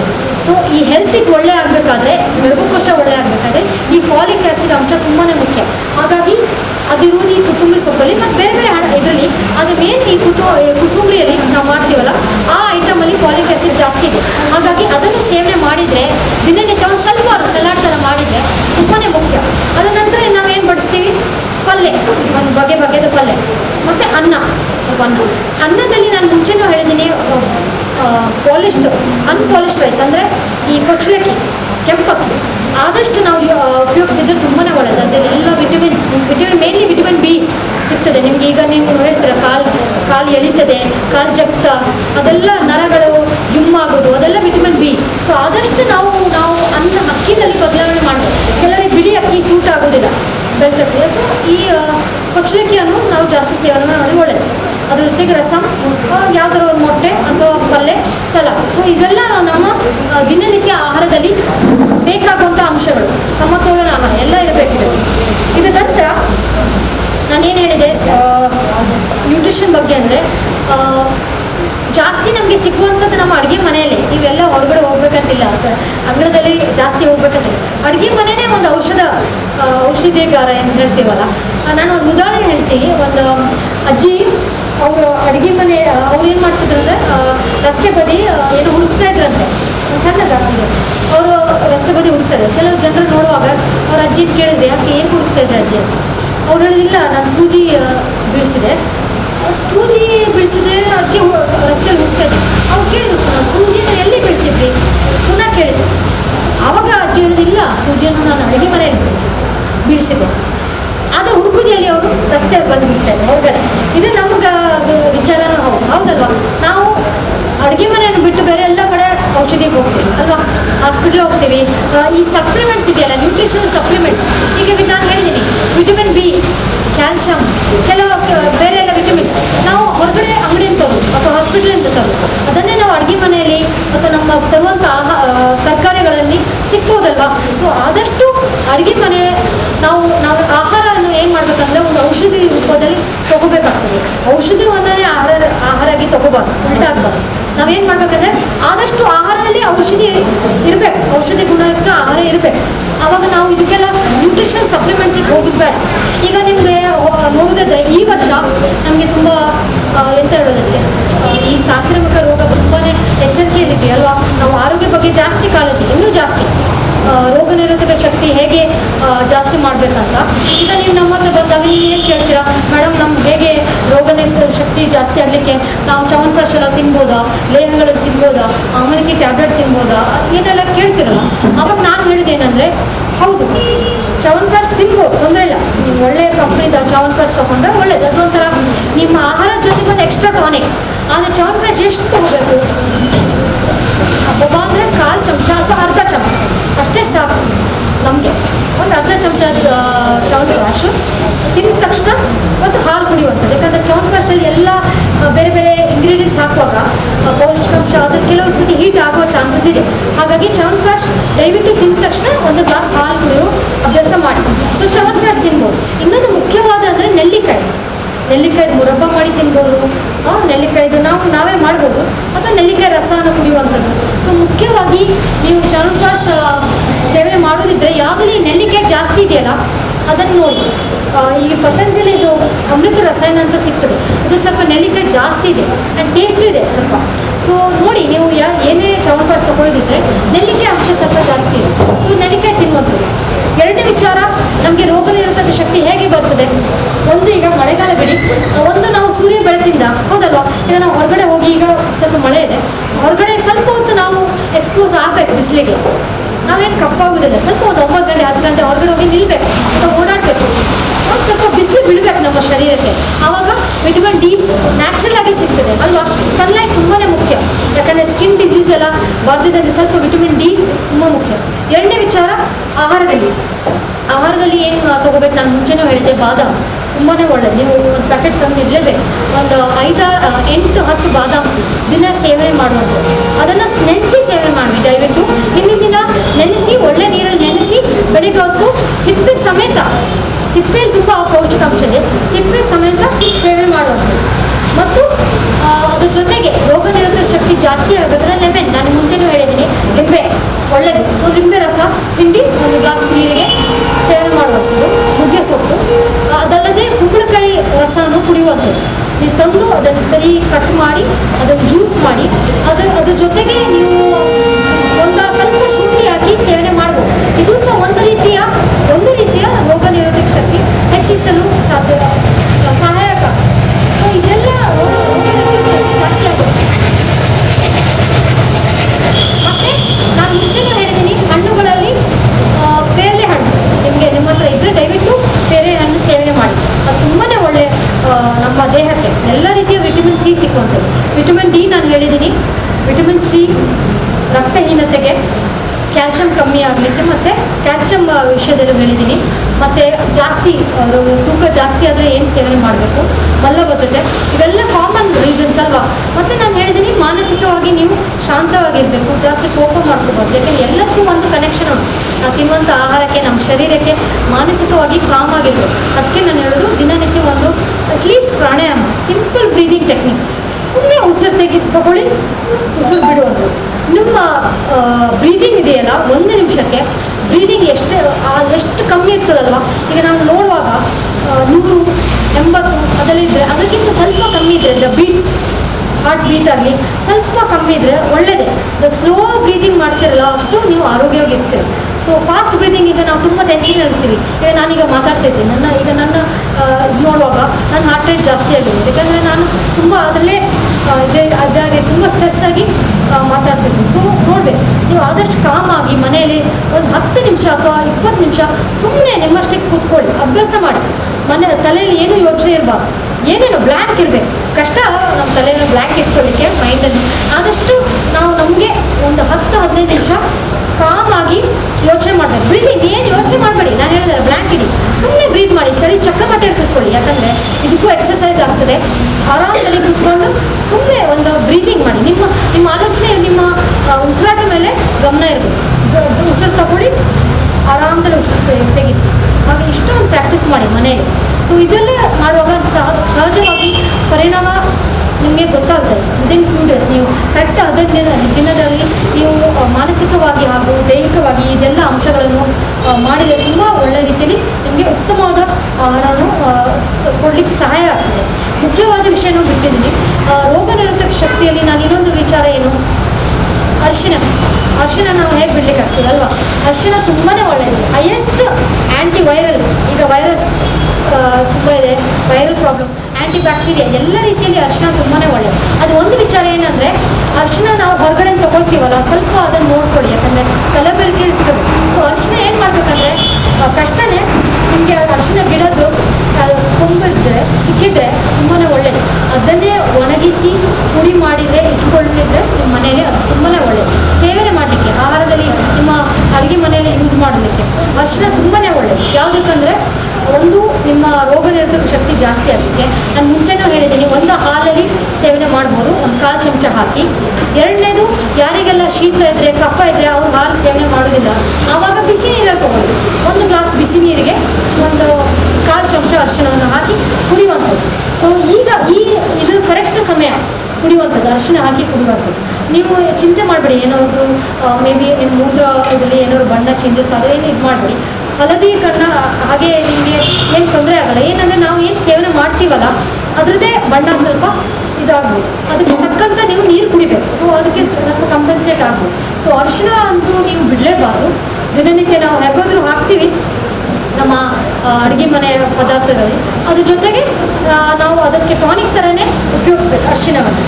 ಮತ್ತು ನಾನು ರಾತ್ರಿ ಚರ್ಯೆಯ ಬಗ್ಗೆ ಹೇಳಿದ್ದೀನಲ್ಲ, ರಾತ್ರಿ ನಾವೇನು ಮಾಡಬೇಕಂದ್ರೆ ಆಹಾರ ಸ್ವಲ್ಪ ಕಮ್ಮಿ, ಬೆಳಗ್ಗೆಗಿಂತ ಒಂದು ಆಹಾರನೇ ಬೇಗ ಸೇವನೆ ಮಾಡಬೇಕು. ನೀವು ನೋಡಿರ್ಬೋದು, ಈಗ 6:30 ಹೇಳ್ತಾರಲ್ಲ, 6:30 ನಂತರ ಸ್ವಲ್ಪ ಈ ಕತ್ಲೆ ಆದಮೇಲೆ ಸೇವನೆ ಮಾಡಬಾರ್ದು. ಒಂದು ವಿಚಾರದಲ್ಲಿ ಹೌದು, ಮುಂಚಿನ ಕಾಲ ಹೇಳೋದು ಎಲ್ಲ ಕ್ರಿಮಿಕೀಟಗಳು ಜಾಸ್ತಿ ಅಲ್ವಾ. ಮುಂಚಿನ ಕಾಲದಲ್ಲಿ ಅವ್ರಿಗೆ ಕರೆಂಟು ಇರಲಿಲ್ಲ ಸರಿಯಾಗಿ. ಸೊ ಅವ್ರೇನು ಮಾಡ್ತಿದ್ರು, ಬೇಗನೆ ಸೇವನೆ ಮಾಡ್ತಿದ್ರು, ತುಂಬ ಆರೋಗ್ಯ ಇರುತ್ತೆ.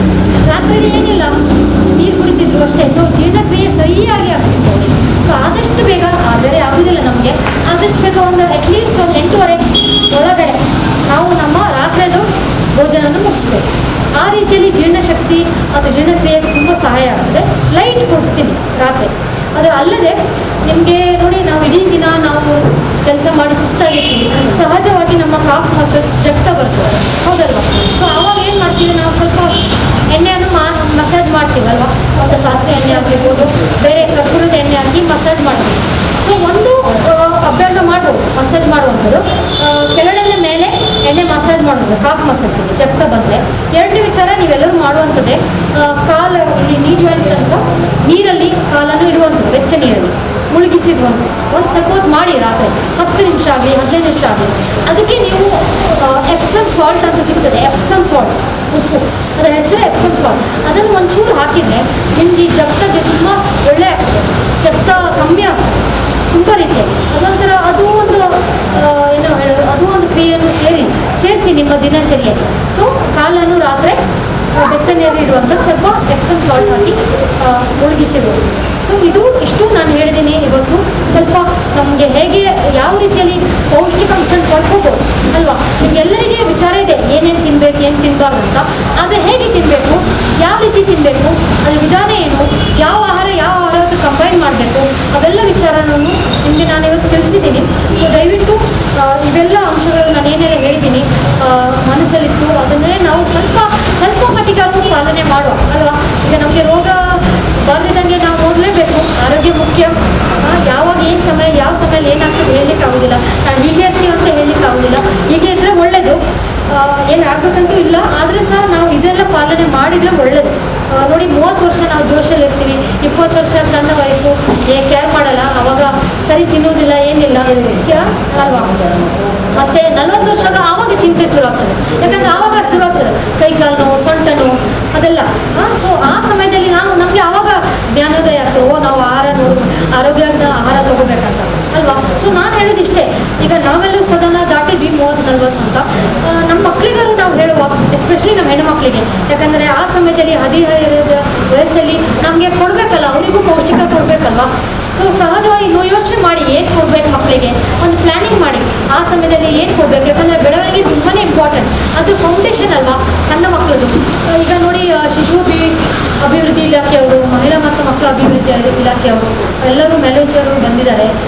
ಸೊ ಅವರೆಲ್ಲ, ನಾವು ಕರ್ನಾಟಕ ಸರ್ಕಾರ ಇಷ್ಟೆಲ್ಲ ಮೇಡಮ್ ಇದ್ದಾರೆ, ಎಲ್ಲ ಪ್ರೋಗ್ರಾಮ್ ಆಫೀಸರ್ಸ್ ಇದ್ದಾರೆ.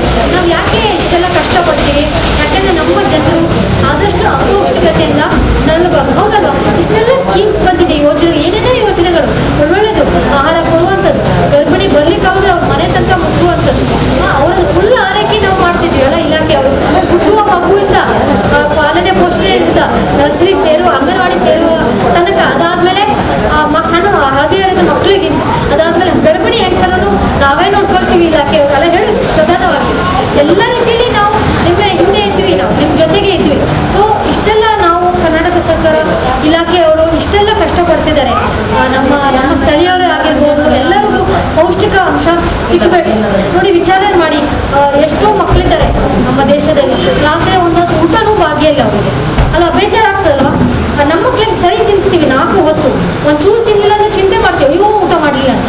ಏನಾಗಲ್ಲ, 1 ಹೊತ್ತು ಊಟ ಮಾಡಲಿಲ್ಲ ಏನಾಗಲ್ಲ. ಅದು ಆ ಮಕ್ಕಳ ಬಗ್ಗೆ ಯೋಚನೆ ಮಾಡಿ, ಅವ್ರು ಹಾಗೆ ಮಲಗ್ತಾರೆ. ಯಾಕಂದರೆ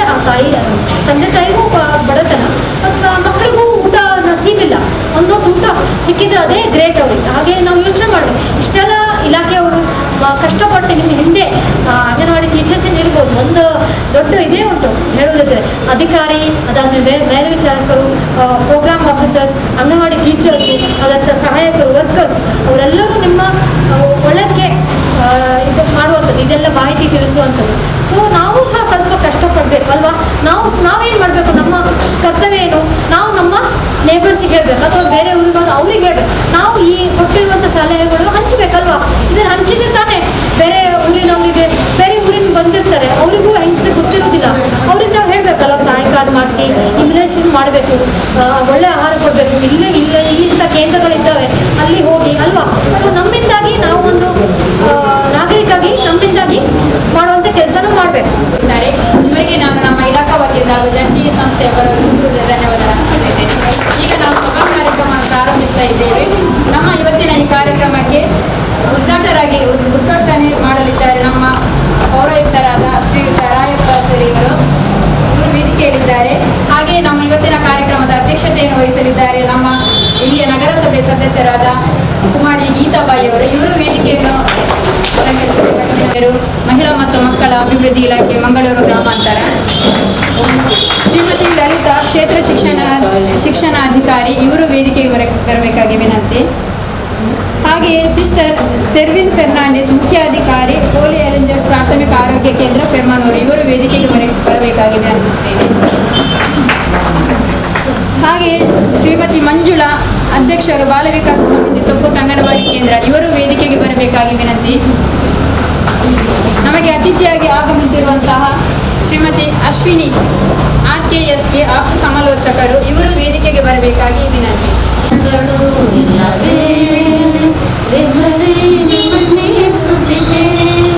ರಕ್ಷಕ ನಿಮ್ಮನ್ನೇ ಸ್ತುತಿಪೆ ಸ್ತುತಿಪೆ, ಎಲ್ಲ ವೇಳೆಯಲ್ಲೂ ಸ್ತುತಿಪೆ. ತಂದೆಯು ನೀನೇ, ತಾಯಿಯು ನೀನೇ, ಬಂಧು ನೀನೇ, ನನ್ನ ಭಾಗ್ಯವು ನೀನೇ. ಎಲ್ಲ ಕಾಲಗಳು ಎಲ್ಲ ವೇಳೆಯಲ್ಲೂ ದೇವರೇ ನಿಮ್ಮನ್ನೇ ಸ್ತುತಿಪೆ. ರಕ್ಷಕ ನಿಮ್ಮನ್ನೇ ಸ್ತುತಿಪೆ ಸ್ತುತಿಪೆ, ಎಲ್ಲ ವೇಳೆಯಲ್ಲೂ ಸ್ತುತಿಪೆ. ಕಾರ್ಯಕ್ರಮದ ಅಧ್ಯಕ್ಷತೆಯನ್ನು ವಹಿಸಿಕೊಂಡಿದ್ದಾರೆ ಇಲ್ಲಿನ ಸ್ಥಳೀಯ ಕೌನ್ಸಿಲರ್ ಆದ ಶ್ರೀಮತಿ ಗೀತಾಬಾಯಿ, ಇವರನ್ನು ಕೂಡ ಈ ಕಾರ್ಯಕ್ರಮಕ್ಕೆ ನಾವು ಆತ್ಮವಾಗಿ ಸ್ವಾಗತಿಸ್ತಾ ಇದ್ದೇವೆ. ಅದೇ ರೀತಿ ಕಾರ್ಯಕ್ರಮದಲ್ಲಿ ಅತಿಥಿಗಳಾಗಿ ಉಪಸ್ಥಿತರಿದ್ದಾರೆ ಶ್ರೀಮತಿ ಲಲಿತಾ ಕ್ಷೇತ್ರ ಆರೋಗ್ಯ ಶಿಕ್ಷಣಾಧಿಕಾರಿ, ಅವರನ್ನು ಕೂಡ ನಾವು ಆತ್ಮೀಯವಾಗಿ ಸ್ವಾಗತಿಸ್ತಾ ಇದ್ದೇವೆ. ಅದೇ ರೀತಿ ಇನ್ನೂರು ಮುಖ್ಯ ಅತಿಥಿ ಸಿಸ್ಟರ್ ಸೆರ್ವಿನ್ ಫೆರ್ನಾಂಡಿಸ್ ಮುಖ್ಯೋಪಾಧ್ಯಾಯರು ಹೋಲಿ ಏಂಜಲ್ಸ್ ಪ್ರಾಥಮಿಕ ಶಾಲೆ ಪೆರ್ಮನೂರು, ಇವರನ್ನು ಕೂಡ ಈ ಕಾರ್ಯಕ್ರಮಕ್ಕೆ ಆತ್ಮೀಯವಾಗಿ ಸ್ವಾಗತಿಸ್ತಾ ಇದ್ದೇವೆ. ಅದೇ ರೀತಿ ಇನ್ನೂರು ಅತಿಥಿ ಮಾಹಿತಿಗಾರರು ಡಾಕ್ಟರ್ ಸಹನಾ ತಾಲೂಕು ಆಯುಷ್ ಘಟಕ ಉಳ್ಳಾಲ, ವೈದ್ಯಾಧಿಕಾರಿಗಳು ತಾಲೂಕು ಆಯುಷ್ ಘಟಕ ಉಳ್ಳಾಲ, ಇವರನ್ನು ಕೂಡ ಈ ಕಾರ್ಯಕ್ರಮಕ್ಕೆ ಆತ್ಮೀಯವಾಗಿ ಸ್ವಾಗತಿಸ್ತಾ ಇದ್ದಾರೆ. ಅದೇ ರೀತಿ ಇನ್ನೂರು ಅತಿಥಿ ಶಂಕರಿ ಮೇಲ್ವಿಚಾರಕಿ ಮಕ್ಕಳ ಮತ್ತು ಮಹಿಳಾ ಅಭಿವೃದ್ಧಿ ಇಲಾಖೆ, ಇವ್ರನ್ನೂ ಕೂಡ ಆತ್ಮೀಯವಾಗಿ ಸ್ವಾಗತಿಸ್ತಾ ಇದ್ದಾರೆ. ಅದೇ ರೀತಿ ಶ್ರೀಮತಿ ಮಂಜುಳಾ ಅಧ್ಯಕ್ಷರು ಬಾಲ ವಿಕಾಸ ಸಮಿತಿ ತೊಕ್ಕೊಟ್ಟು ಅಂಗನವಾಡಿ ಕೇಂದ್ರ, ಇವ್ರನ್ನೂ ಕೂಡ ಕಾರ್ಯಕ್ರಮಕ್ಕೆ ಆತ್ಮೀಯವಾಗಿ ಸ್ವಾಗತಿಸ್ತಾ ಇದ್ದಾರೆ. ಅದೇ ರೀತಿ ಅಶ್ವಿನಿ RKSK ಆಪ್ತ ಸಮಾಲೋಚಕರು, ಇವ್ರನ್ನೂ ಕೂಡ ಕಾರ್ಯಕ್ರಮಕ್ಕೆ ಆತ್ಮೀಯವಾಗಿ ಸ್ವಾಗತಿಸ್ತಾ ಇದ್ದೇನೆ. ಅದೇ ರೀತಿ ನಮ್ಮ ನಗರಸಭಾ ಕಚೇರಿಯ ಶ್ರೀಮತಿ ಪೂರ್ಣಕಾಲ ಸಮುದಾಯ ಸಂಘಟಕರು, ಇವ್ರನ್ನೂ ಕೂಡ ಆತ್ಮೀಯವಾಗಿ ಸ್ವಾಗತಿಸ್ತಾ ಇದ್ದೇನೆ. ಅದೇ ರೀತಿ ಇನ್ನೂರು ಶ್ರೀಮತಿ ಪರಿಸರ ಅಭಿಯಂತರು ಉಳ್ಳಾಲ ನಗರಸಭೆ, ಇವ್ರನ್ನೂ ಕೂಡ ನಾನು ಆತ್ಮೀಯ ಕಾರ್ಯಕ್ರಮಕ್ಕೆ ನಾನು ಸ್ವಾಗತಿಸ್ತಾ ಇದ್ದೇನೆ. ಜಾಸ್ಮಿನ್ ಸುಲ್ತಾನ್. ಅದೇ ರೀತಿ ಇವತ್ತಿನ ಈ ಕಾರ್ಯಕ್ರಮದಲ್ಲಿ ಉಪಸ್ಥಿತರಿರುವ ಎಲ್ಲ ಅಂಗನವಾಡಿ ಶಿಕ್ಷಕಿಯರು ಹಾಗೂ ಆಶಾ ಕಾರ್ಯಕರ್ತೆಯರು ಹಾಗೂ ಎಲ್ಲ ಸ್ವಸಹಾಯ ಸಂಘಗಳ ಸದಸ್ಯರುಗಳನ್ನು ಕೂಡ ಈ ಕಾರ್ಯಕ್ರಮಕ್ಕೆ ನಾನು ಆತ್ಮೀಯವಾಗಿ ಸ್ವಾಗತಿಸ್ತಾ ಇದ್ದೇನೆ. ಸ್ವಾಗತವನ್ನು ಮಾಡಿದವರಿಗೆ ಮತ್ತು ತಿಳಿಸಿಕೊಟ್ಟವರಿಗೆ ಎಲ್ಲರಿಗೂ ಕೂಡ ವಂದನೆಗಳು. ಈಗ ಉದ್ಘಾಟನೆಯನ್ನು ಮಾಡಲಿದ್ದಾರೆ ನಮ್ಮ ಪೌರಾಯುಕ್ತರಾದ ಶ್ರೀಯುತ ರಾಯಪ್ಪ ಸರ್ ಇವರು.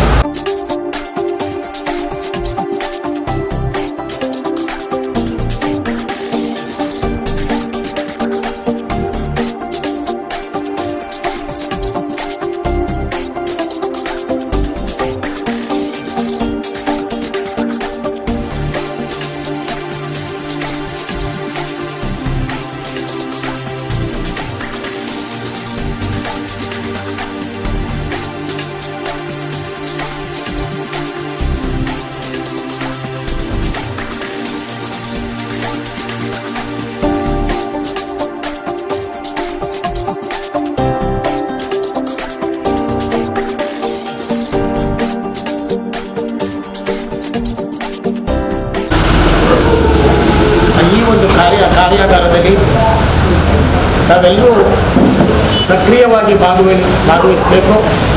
ನಮ್ಮ ಜೀವನೋಪಾಯ ನಿಜವಾಗ್ಲೂ ಮಹಿಳೆಯರು ಸಮಾಜದಲ್ಲಿ ತನ್ನ ಜೀವನೋಪಾಯಕ್ಕಾಗಿ ಮುಂದೆ ಬರಬೇಕು. ಯಾಕಂದರೆ ಸರ್ಕಾರದಿಂದ ಸಿಗುವಂಥ ಏನು ಸೌಲಭ್ಯವನ್ನು ಪಡೆದುಕೊಂಡು ನಮ್ಮ ಜೀವನ ನಿರ್ವಹಣೆಗೆ ಮಕ್ಕಳಿಗೆ ಬೇಕಾದಂಥ ವಿದ್ಯಾಭ್ಯಾಸ ಇರ್ಬೋದು, ಆ ಮಕ್ಕಳನ್ನು ಯಾವ ರೀತಿ ಪೋಷಣೆ ಮಾಡಬೇಕು, ಯಾವ ರೀತಿ ಬೆಳೆಸಬೇಕು, ಈಗಿನ ಸಮಾಜದಲ್ಲಿ ಯಾವ ರೀತಿ ಮಕ್ಕಳನ್ನು ನಡೆಸಬೇಕು, ಅವರಿಗೆ ಯಾವ ರೀತಿ ತಿಳುವಳಿಕೆ ಕೊಡಬೇಕೆಂಬುದಾಗಿ ತಾಯಿಯಿಂದ ತಿಳ್ಕೋಬೇಕು. ಇವತ್ತು ಖಂಡಿತವಾಗಿ ಕೊರೋನಾ ಬಂದು ಅನೇಕ ಸಂಕಷ್ಟಗಳಾಗಿದೆ. ನಮ್ಮ ದೇಶದ ಮೇಲೆ ಆರ್ಥಿಕ ಸಂಕಷ್ಟ ಆಗಿದೆ. ಅನೇಕರು ಇವತ್ತು ಕೆಲಸವನ್ನು ಕಳ್ಕೊಂಡಿದ್ದಾರೆ.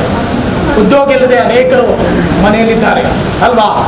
ಅಂಥ ಸಂದರ್ಭದಲ್ಲಿ ನಾವು ಇಂಥ ಕಾರ್ಯಕ್ರಮಗಳಲ್ಲಿ ಮಹಿಳೆಯರು ಭಾಗವಹಿಸಿ ತಮ್ಮ ಜೀವನ ಬೇಕಾದ ಆರ್ಥಿಕ ಸ್ವಾವಲಂಬನೆಯನ್ನು ಪಡಿಬೇಕು. ಮುಖ್ಯವಾಗಿ ನಾನು ಎಲ್ರಿಗೂ ಪರಿಚಯ ಇದ್ದೀನಿ. ಯಾಕಂದರೆ ಹೋದ ಬಾರಿ ನಾನು ಇಲ್ಲಿ ಬಂದಾಗ ಎಲ್ರಿಗೂ ಪರಿಚಯ ಇದ್ದೀನಿ ಅಂತ ಗೊತ್ತಾಗ್ತದೆ. ಮತ್ತು ಕಳೆದ ಸತಿ ತಾವೆಲ್ಲರೂ ಕಾಪು ಬಂದಿದ್ರಲ್ಲ ಇಲ್ಲ, ಖಂಡಿತವಾಗಿ ಅಲ್ಲಿ ತ್ಯಾಜ್ಯ ನಿರ್ವಹಣೆ ಬಗ್ಗೆ ತಾವೆಲ್ಲರೂ ಅನೇಕ ನಿಮ್ಮ ಮಹಿಳಾ ಸ್ವಸಹಾಯ ಗುಂಪಿನವರು ಬಂದಿದ್ದರು. ಅಲ್ಲಿ ನಾನು ಅವರಿಗೆಲ್ಲ ಯಾವ ರೀತಿ ನಾವು ಮಾಡ್ತಿದ್ದೆ ಎಂಬುದಾಗಿ ಅಲ್ಲಿ ನಾನೇ ತಮಗೆಲ್ಲರೂ ತಿಳುವಳಿಕೆ ಮಾಡಿದ್ವಿ. ಇವತ್ತು ನಾವು ಗಿಡಕ್ಕೆ ನಾನು ನೀರು ಹಾಕಿದ್ದು ಭಾರಿ ಖುಷಿ ಆಯಿತು. ನಾನು ನಿಮಗೆಲ್ಲ ಅದನ್ನೇ ಟೀಚ್ ಮಾಡಬೇಕಂತ ಬಂದಿದ್ದು.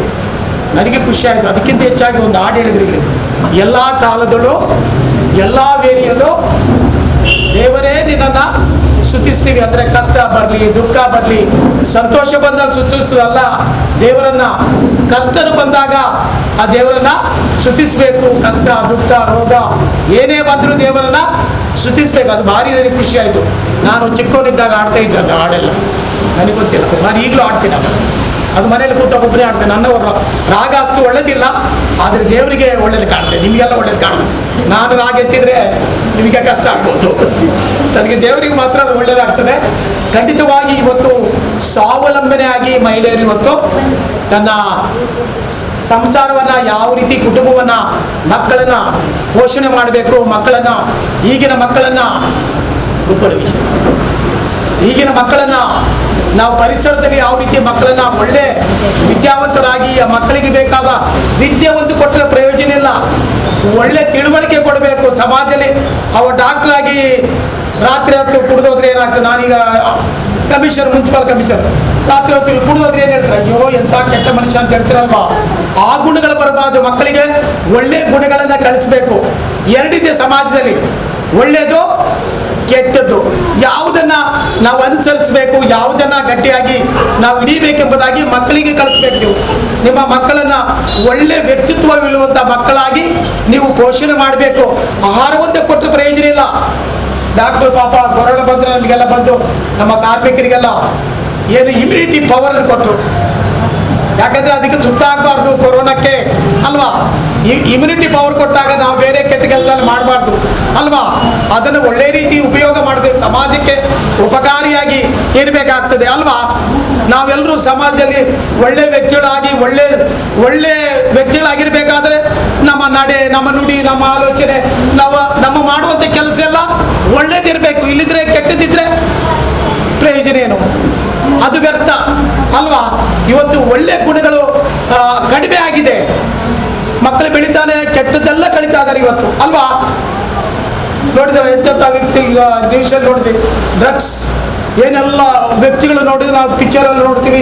ಧಾರವಾಡಲ್ಲಿ ಅವರೆಲ್ಲ ದೇವರಂತ ಪೂಜೆ ಮಾಡ್ತೀವಿ. ಇವತ್ತು ಅವರೆಲ್ಲ ಎಂತೆಂಥ ಕೆಟ್ಟ ಕಾರ್ಯಗಳಲ್ಲಿ ಮಗ್ನರಾಗಿರೋ. ಆ ರೀತಿ ನಮ್ಮ ಮಕ್ಕಳನ್ನು ಮಾಡಬಾರ್ದು. ಇವತ್ತು ಒಳ್ಳೆಯ ಮಕ್ಕಳನ್ನು ಒಳ್ಳೆ ಪ್ರಜೆಗಳಾಗಿ, ಒಳ್ಳೆ ಸಮಾಜಕ್ಕೆ ಒಳ್ಳೆ ವ್ಯಕ್ತಿಗಳಾಗಿ ಒಳ್ಳೆ ಗುಣಗಳನ್ನು ಅಳವಡಿಸಿಕೊಂಡು ಮಕ್ಕಳನ್ನು ಪೋಷಣೆ ಮಾಡಬೇಕು.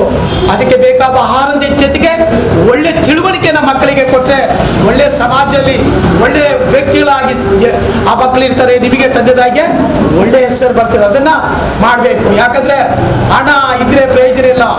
ತಿಳುವಳಿಕೆ ಇದ್ದರೆ ಎಲ್ಲಿ ಬೇಕಾದರೂ ಜೀವನ ಮಾಡ್ಬೋದು.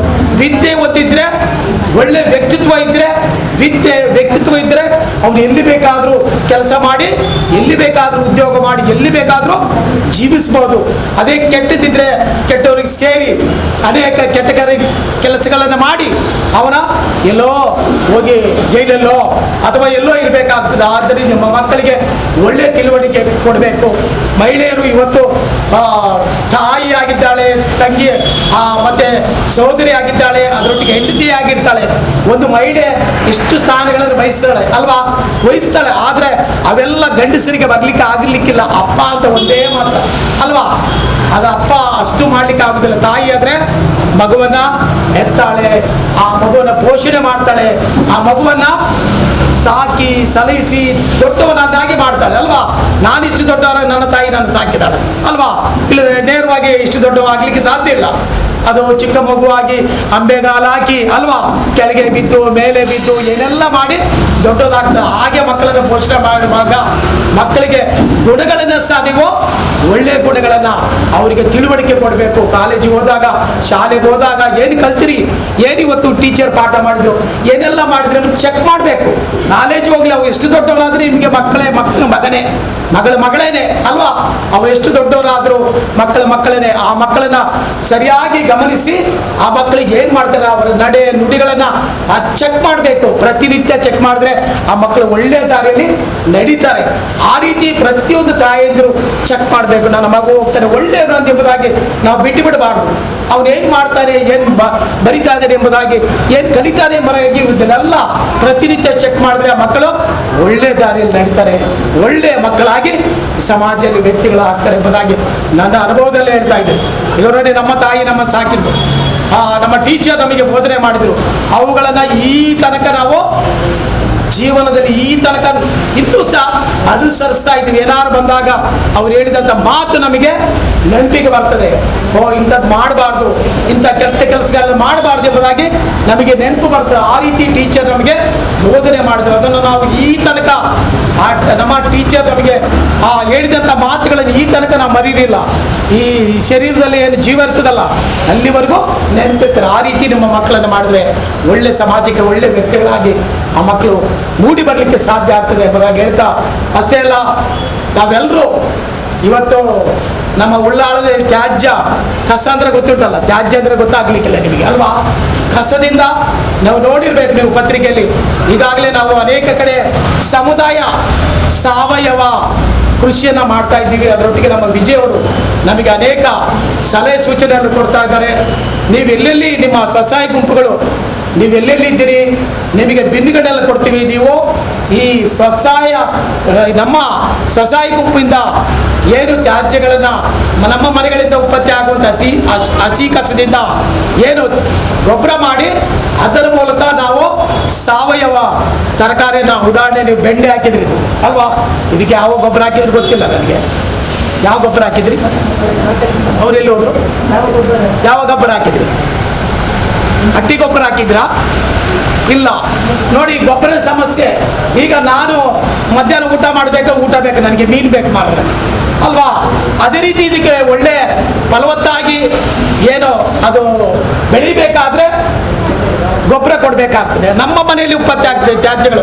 ಉದಾಹರಣೆ ನೋಡಿ, ಇದೆಲ್ಲ ಮಾಡಿದ್ರೆ ನೋಡಿ, ಆ ತರಕಾರಿ ಮಾಡಿ ಅದರಿಂದ ಆ ವೇಸ್ಟೇಜನ್ನು ಮನೆಯಲ್ಲೇ ನಾವು ತರಕಾರಿ ಮಾಡಿ ಈ ರೀತಿ ಗಿಡಗಳನ್ನು ಬೆಳೆಸಿದ್ರೆ ಇವತ್ತು ನೀವು ಪೇಟೆಯಲ್ಲಿ ಒಳ್ಳೊಳ್ಳೆ ತರಕಾರಿ ಕಾಣ್ತದೆ, ಹಸಿರು ಭಾರಿ ಚಂದ ನೋಡ್ಲಿಕ್ಕೆ ಮಾತ್ರ ಅಲ್ವಾ. ನೋಡ್ಲಿಕ್ಕೆ ಭಾರಿ ಚಂದ ಕಾಣ್ತದೆ. ಆದರೆ 80% ರಾಸಾಯನಿಕ ಅದಕ್ಕೆ ಸಿಂಪಡಿಸುತ್ತಾರೆ, ರಾಸಾಯನಿಕ ಗೊಬ್ಬರಗಳನ್ನು ಹಾಕಿರ್ತಾರೆ. ಯಾಕಂದರೆ ಗಿಡ ಬೆಳಿಬೇಕು, ಗಿಡ ಸಾಯಬಾರ್ದು, ರೋಗ ಬರಬಾರ್ದು ಎಂಬುದಾಗಿ ಅದಕ್ಕೆಲ್ಲ ರಾಸಾಯನಿಕ ಕೀಟನಾಶಕಗಳನ್ನು ಡೈರೆಕ್ಟಾಗಿ ಸಿಂಪಿಸ್ತಾರೆ ಅದಕ್ಕೆ. ಹಾಗಾಗಿ ಕೆಮಿಕಲ್, ಆ ಬೆಂಡೆ ಇರ್ಬೋದು, ನಿಮ್ಮ ಕುಂಬಳಕಾಯಿ ಇರ್ಬೋದು, ನಿಮ್ಮ ಯಾವುದೇ ಇರ್ಬೋದು, ಅದರಲ್ಲಿ ಕೆಮಿಕಲ್ ಇರ್ತದೆ. 80% ಕೆಮಿಕಲ್ ಆಹಾರ ಪದಾರ್ಥಗಳಿರ್ತದೆ. ನಾವು ತಿಂತಾ ಇದ್ವಿ ಇವತ್ತು ಅಲ್ವಾ, ನಮಗೆ ಗೊತ್ತಿಲ್ಲ. ಸ್ಟೆಮಿನಿಸ್ ಇದೆ ನಮಗೆ ಅಲ್ವಾ, ನಮಗೆ ಶಕ್ತಿಯಿಂದ ಈಗ ಗೊತ್ತಾಗೋದಿಲ್ಲ. ಡಾಕ್ಟರ್ ಗೊತ್ತಿದೆ. ನಮ್ಮ ಈ ಶಕ್ತಿ ಪ್ರಾಯ 60-65 ವರ್ಷ ಆದಮೇಲೆ ಕಡಿಮೆ ಆಗ್ತದೆ.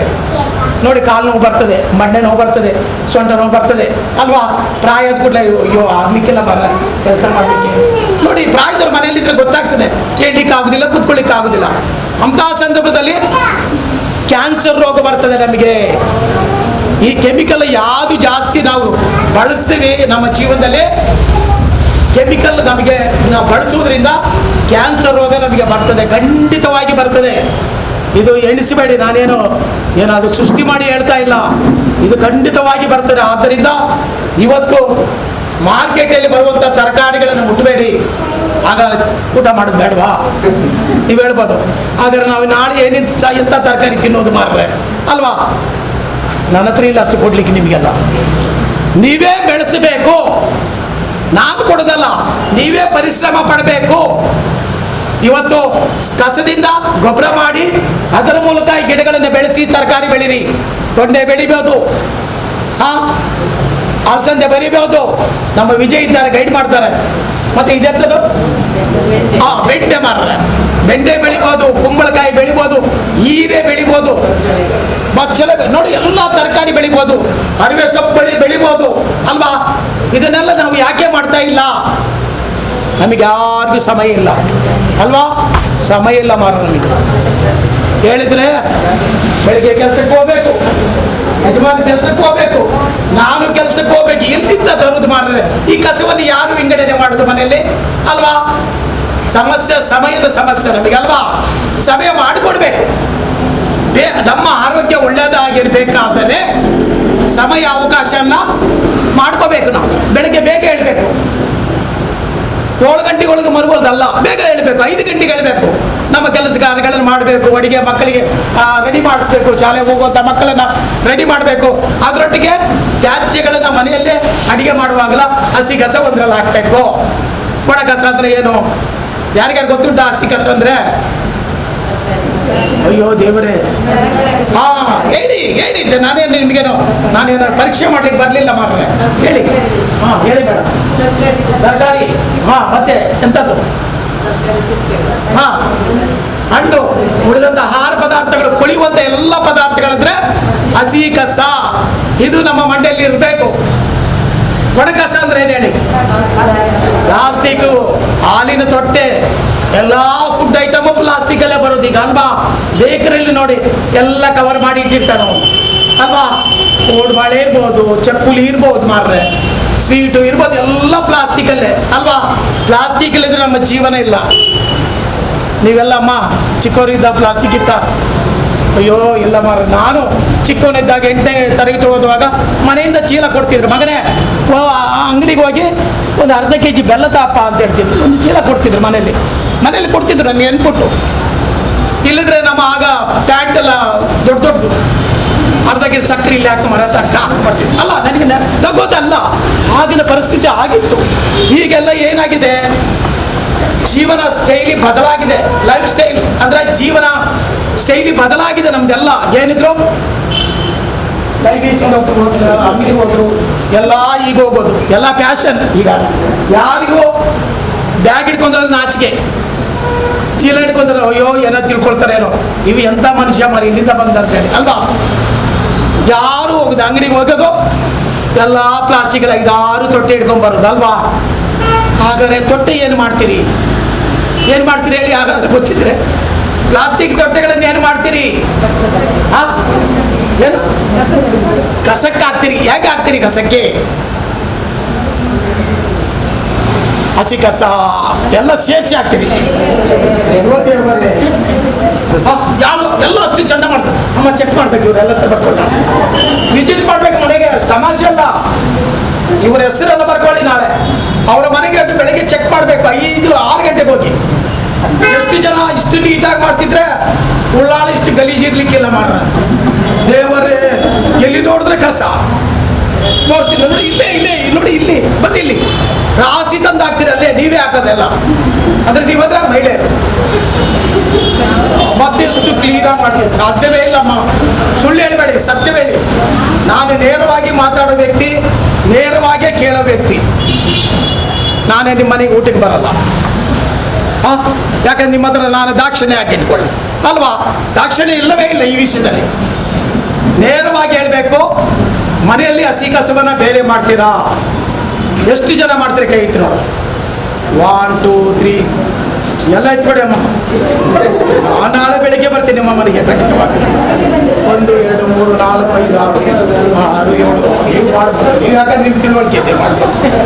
ನಾವು ಖಂಡಿತವಾಗಿ ನಿಮ್ಮ ಮನೆಗೆ ಬರ್ತೀವಿ ನಾಳೆ ಬೆಳಿಗ್ಗೆ. ನಿಮ್ಮ ಮನೆ ಅಡ್ರೆಸ್ ಕೊಡ್ಬೇಕಮ್ಮ. ಯಾರು ಕೈ ಎತ್ತಿದೆ ಎಲ್ಲ ಅಡ್ರೆಸ್ ಕೊಡಬೇಕು. ನಮ್ಮ ಯಾಸೀನ್ ಅಂತ ಹೇಳಿದ್ದಾರೆ ಪರಿಸರ ಅಭ್ಯಂತರವರು, ಬೆಳಗ್ಗೆ ನಿಮ್ಮ ಮನೆಗೆ ವಿಸಿಟ್ ಮಾಡ್ತಾರೆ. ಮಾಡಿದರೆ ಒಳ್ಳೆಯದು, ಇದು ಎಲ್ಲರೂ ಮಾಡಬೇಕು. ಯಾಕಂದರೆ ಇದು ತಮಾಷೆ ಅಲ್ಲ. ಕಸದಿಂದ ಇವತ್ತು ಏನೆಲ್ಲ ನಗರಗಳು ತ್ಯಾಜ್ಯಮಯವಾಗಿ ಪರಿಸರ ಹಾಳಾಗ್ತಾ ಇದೆ. ತಮಾಷೆ ಮಾಡ್ತಾ ಇಲ್ಲ. ಇದು ನಾವೆಲ್ಲರೂ ಸೀರಿಯಸ್ ಆಗಿ, ಈ ಕೊರೋನಾ ಯಾಕೆ ಬಂತು ನೋಡಿ, ನಾವೆಲ್ಲರೂ ಎಷ್ಟು ಸತಿ ಕೈ ತೊಳಿಬೇಕು, ಮೇಡ ಮೇಲೆ ಕೊಟ್ಟು ಹೀಗೆ ತೊಳಿಬೇಕು, ಹೀಗೆ ತೊಳಿಬೇಕು, 5 ನಿಮಿಷ ತೊಳಿಬೇಕು ಅಲ್ವಾ ಅಲ್ವಾ? ಅದೇ ಸ್ವಚ್ಛತೆ ಕಾಪಾಡಬೇಕು. ಸ್ವಚ್ಛತೆ ಇಲ್ಲದಿದ್ದರೆ ಎಲ್ಲ ಕಾಯಿಲೆ, ಕೊರೋನಾಕ್ಕಿಂತ ಇನ್ನೂ ಭಯಂಕರವಾದ ಕಾಯಿಲೆ ಬರ್ತದೆ ಮುಂದೆ. ಅದು ಖಂಡಿತ ತಮಾಷೆ ಅಲ್ಲ. ಭಯಂಕರವಾದ ಕಾಯಿಲೆ ಇನ್ನೊಂದು ಬರಲಿಕ್ಕಿದೆ. ಮಾನವ ಸಂಪೂರ್ಣವಾಗಿ ನಾಶ ಆಗ್ತಾನೆ. ಹಾಗಾಗಿ ಈಗಲೇ ಎಚ್ಚರ ಮಾಡಬೇಕು ನಾವು. ಪರಿಸರದ ಬಗ್ಗೆ, ಗಾಳಿ, ಭೂಮಿಯನ್ನು, ನೀರನ್ನು ಕಾಪಾಡುವ ಜವಾಬ್ದಾರಿ ನಮ್ಮೆಲ್ಲರದು. ನೋಡಿ, ಅದು ಯಾರು ದೇವರಿಂದ ಕೊಟ್ಟಿದ್ದದು. ಯಾವ ಮನುಷ್ಯ ನೀರು ಕೊಡಲಿಲ್ಲ, ಗಾಳಿ ಮನುಷ್ಯ ಉತ್ಪತ್ತಿ ಮಾಡಿದ್ದ? ಸಾಧ್ಯವೇ ಇಲ್ಲ. ಪ್ರಕೃತಿ ಅದು. ಪ್ರಕೃತಿಯನ್ನು ನಾವು ನಾಶ ಮಾಡಬಾರ್ದು. ಗಿಡಗಳೆಲ್ಲ ಬೆಳೆಸಬೇಕು. ಒಳ್ಳೆಯ ಗಾಳಿ ಬೇಕಾದರೆ ಮನೆ ಹತ್ರ 1 2 3 4 ಗಿಡವನ್ನು ಹಾಕಬೇಕು ನೀವು ಅಲ್ವಾ? ಒಳ್ಳೆ ಗಾಳಿ ಬರ್ತದೆ. ಗಾಳಿ ಇಲ್ಲದಿದ್ದರೆ ನಮಗೆ ಒಳ್ಳೆ ಆಮ್ಲಜನಕ ಇರುವುದಿಲ್ಲ. ಶ್ವಾಸ ಮಾಡಬೇಕಲ್ಲ ಕೆಳಗೆ ಮೇಲೆ ಅಲ್ವಾ? ನಿಮ್ಮನ್ನು ಒಂದು ರೂಮಲ್ಲಿ ಹಾಕಿ ಕೂಡಾಕಿದ್ರೆ ಗೊತ್ತಾಗ್ತದೆ. ಗಾಳಿ ಇಲ್ಲದಿದ್ದರೆ ಅಯ್ಯೋ ದೇವರೇ ಉಸಿರುಗಟ್ಟದ ಅಲ್ವಾ? ಒಳ್ಳೆಯ ಶ್ವಾಸ ತೆಗಿಬೇಕಾದ್ರೆ ಇಂಥ ಹಸುರಾದ ಗಿಡಗಳನ್ನು ಬೆಳೆಸಬೇಕು. ಇದು ಪ್ರಕೃತಿ ಕೊಟ್ಟಂಥ, ದೇವರು ಕೊಟ್ಟಂಥ ಒಂದು ವರ. ಅದು ಅದನ್ನು ಕಾಪಾಡೋ ಜವಾಬ್ದಾರಿ ನಮ್ಮೆಲ್ಲರದು. ಪರಿಸರ ಮಾಲಿನ್ಯ ಆದರೆ ನಾವು, ನಮ್ಮ ಮಕ್ಕಳು ಎಲ್ಲರೂ ಹೋಗ್ಬೇಕಾಗ್ತದೆ. ಅನೇಕ ಸಾಂಕ್ರಾಮಿಕ ರೋಗಗಳು, ಈಗ ಕೊರೋನಾ ಬಂದಿದೆ, ಅದಕ್ಕೆ ಯಾರ ಮದ್ದು ಕಂಡಿಡಿದ್ರ? ಪಾಪ ಡಾಕ್ಟರ್ ತುಂಬ ಒದ್ದಾಟ ಮಾಡ್ತಾರೆ. ಅದು ಮದ್ದಲ್ಲ, ಇಮ್ಯುನಿಟಿ ಪವರ್, ಶಕ್ತಿ. ಅದು ಬರದಿದ್ದಾಗೆ ತಡೀಲಿಕ್ಕೆ ಶಕ್ತಿ. ರೋಗಕ್ಕೆ ಇನ್ನೂ ಕಂಡುಹಿಡಿಯಲಿಲ್ಲ. ಇನ್ನೂ ಅನೇಕ ರಾಷ್ಟ್ರಗಳು ಸಂಶೋಧನೆ ಮಾಡ್ತಾ ಇದ್ದಾರೆ, ಇನ್ನೂ ಪ್ರಯೋಗ ಮಾಡ್ತಾ ಇದ್ದಾರೆ, ಇನ್ನೂ ಬರಲಿಲ್ಲ. ಹಾಗಾಗಿ ಸ್ವಚ್ಛತೆ ಬಗ್ಗೆ ಆದ್ಯತೆ ಕೊಡಬೇಕು.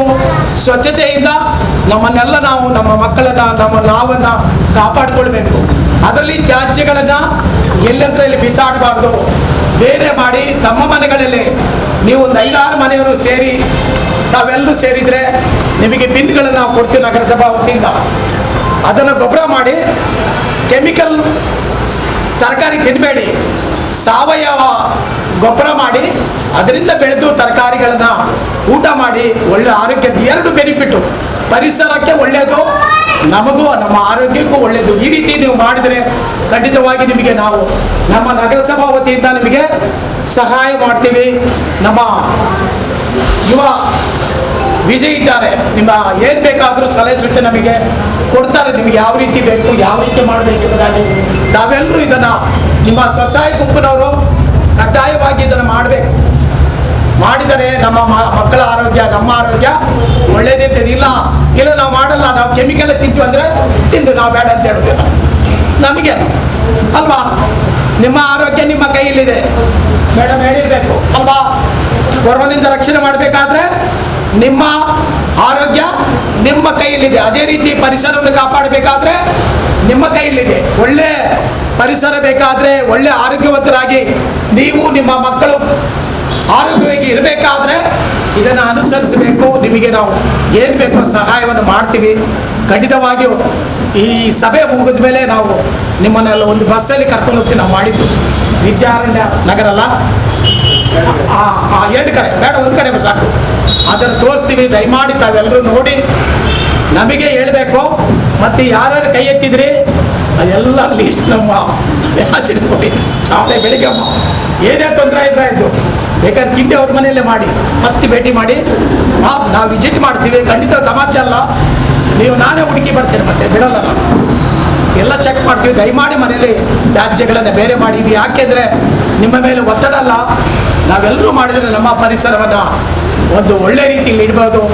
ಒಳ್ಳೆ ಪರಿಸರದಿಂದ, ತ್ಯಾಜ್ಯದಿಂದ, ಹಸಿ ಕಸದಿಂದ ಗೊಬ್ಬರ ಮಾಡಿ ಅದನ್ನು ನಾವು ಉಪಯೋಗ ಮಾಡಿ ನಾವು ತರಕಾರಿಯನ್ನು ಬೆಳೆದು ನಾವು ಸಾವಯವ ತರಕಾರಿಗಳನ್ನು ಉಪಯೋಗಿಸೋ ಮೂಲಕ ನಮ್ಮ ಆರೋಗ್ಯವನ್ನು, ನಮ್ಮ ಮಕ್ಕಳ ಆರೋಗ್ಯವನ್ನು ನೋಡಿ. ಆರೋಗ್ಯವಾಗಿದ್ದರೆ ಯಾವ ಹಾಸ್ಪಿಟ್ಲಿಗೆ ಹೋಗ್ಬೇಕಾಗಿಲ್ಲ. ಡಾಕ್ಟರ್ ಹೇಳ್ತಾರ ಆರೋಗ್ಯ ಇದ್ರೆ ಬೇಡ ನೀವು ಹೋಗಿ ಒಳ್ಳೆ ಇದ್ದೀರಿ ಅಂತ ಹೇಳ್ತಾರೆ ಅಲ್ವಾ. ಏನಾದ್ರು ಪ್ರಾಬ್ಲಮ್ ಇದ್ರೆ ಮಾತ್ರ ಮೇಡಮ್ ಕರೀತಾರೆ. ಹಾಗಾಗಿ ತಾವೆಲ್ಲರೂ ಇದನ್ನು ಅನುಸರಿಸಬೇಕೆಂಬುದಾಗಿ ಹೇಳ್ತಾ, ಮತ್ತು ಏನಾದ್ರು ಮಾಹಿತಿ ಇದ್ದರೆ ಕೇಳಿ ದಯಮಾಡಿ ಕೊಡ್ತೀವಿ.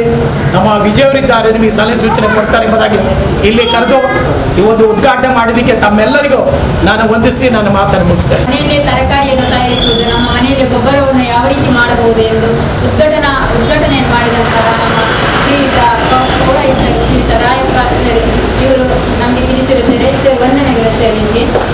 ಇವತ್ತಿನ ಕಾರ್ಯಕ್ರಮಕ್ಕೆ ಪ್ರಶಸ್ತಿ ವಿಜೇತ ಕೃಷಿಕರಾದ ಶ್ರೀ ವಿಜಯಕುಮಾರ್ ಉಳ್ಳಿ ಅವರು ಬಂದಿದ್ದಾರೆ. ಇವರು ನಮ್ಮ ಇವತ್ತಿನ ಕಾರ್ಯಕ್ರಮಕ್ಕೆ ಆತ್ಮವಾಗಿ ಸ್ವಾಗತಿಸಿದ್ದಾರೆ. ಅವರಿಗೆ ಕೃಷಿ ಇತಿಹಾಸದಲ್ಲೇ ಈ ದೇಶದಾದ್ಯಂತ ಇರುವಂಥ ಒಂದು ಮೊದಲು ಇದ್ದಂಥ ಸಾವಯವ ಪದ್ಧತಿಯಿಂದ ಇವತ್ತು ನಮ್ಮ ದೇಶದಲ್ಲಿ ಹರಡಿದಂಥ ವ್ಯವಸ್ಥೆ ಒಂದು ದೊಡ್ಡ ಮಟ್ಟದ ವ್ಯವಸ್ಥೆ ಅಲ್ಲ ಅದು. ಯಾಕಂತ ಹೇಳಿದರೆ ಮಾನವನ ಶರೀರದ ಈ ರೋಗ ನಿರೋಧಕ ಶಕ್ತಿಗಳನ್ನು ಮೊದಲು ಈ ದೇಶದಲ್ಲಿ ಬೇಸಾಯ ಮಾಡಿದಂಥ ರೈತರು ಎಲ್ಲರಿಗೂ ಕೂಡ ಅದನ್ನು ಹಂಚಿ ದೊಡ್ಡ ಒಂದು ಪುಣ್ಯದ ಕೆಲಸ ಮಾಡಿದ್ದಾರೆ ಅಂತ ನಾನು ಹೇಳಿ ಇಚ್ಛೆಪಡ್ತೀನಿ. ಹೊರ ದೇಶಗಳಿಗೆ ಹೋಲಿಸಿದಾಗ ಅವರು ಯಾವಾಗಲೂ ಈ ಸಾವಯವ ಕೃಷಿ ಪದ್ಧತಿಯ ವ್ಯವಸ್ಥೆಗಳನ್ನೇ ಎಲ್ಲ ಮರೆತು ಬಿಟ್ಟಿದ್ದಾರೆ ಅವರು. ಆಗಿಂದಾಗಿ ಹೊರಗಿನ ದೇಶದಲ್ಲಿ ಆವರಿಸಿದಂಥ ಒಂದು ವ್ಯವಸ್ಥೆ ಅದು ದೊಡ್ಡ ಮಟ್ಟದಲ್ಲಿ ಆಗಿದೆ. ಇದೇ ಒಂದು ಮೂಲ ಕಾರಣ ಆಗಿರ್ಬೋದು. ನಮ್ಮ ದೇಶದಲ್ಲಿ ಸಾವಯವ ಪದ್ಧತಿ ಇತ್ತೀಚಿನ ಒಂದು 25-30 ವರ್ಷಗಳಿಂದ ಅದು ಕೂಡ ಅಳಿತಕ್ಕಂತ ಹೋಗ್ತಾ ಇದೆ. ಈ ಕಾರ್ಯಕ್ರಮವನ್ನು ನಾವು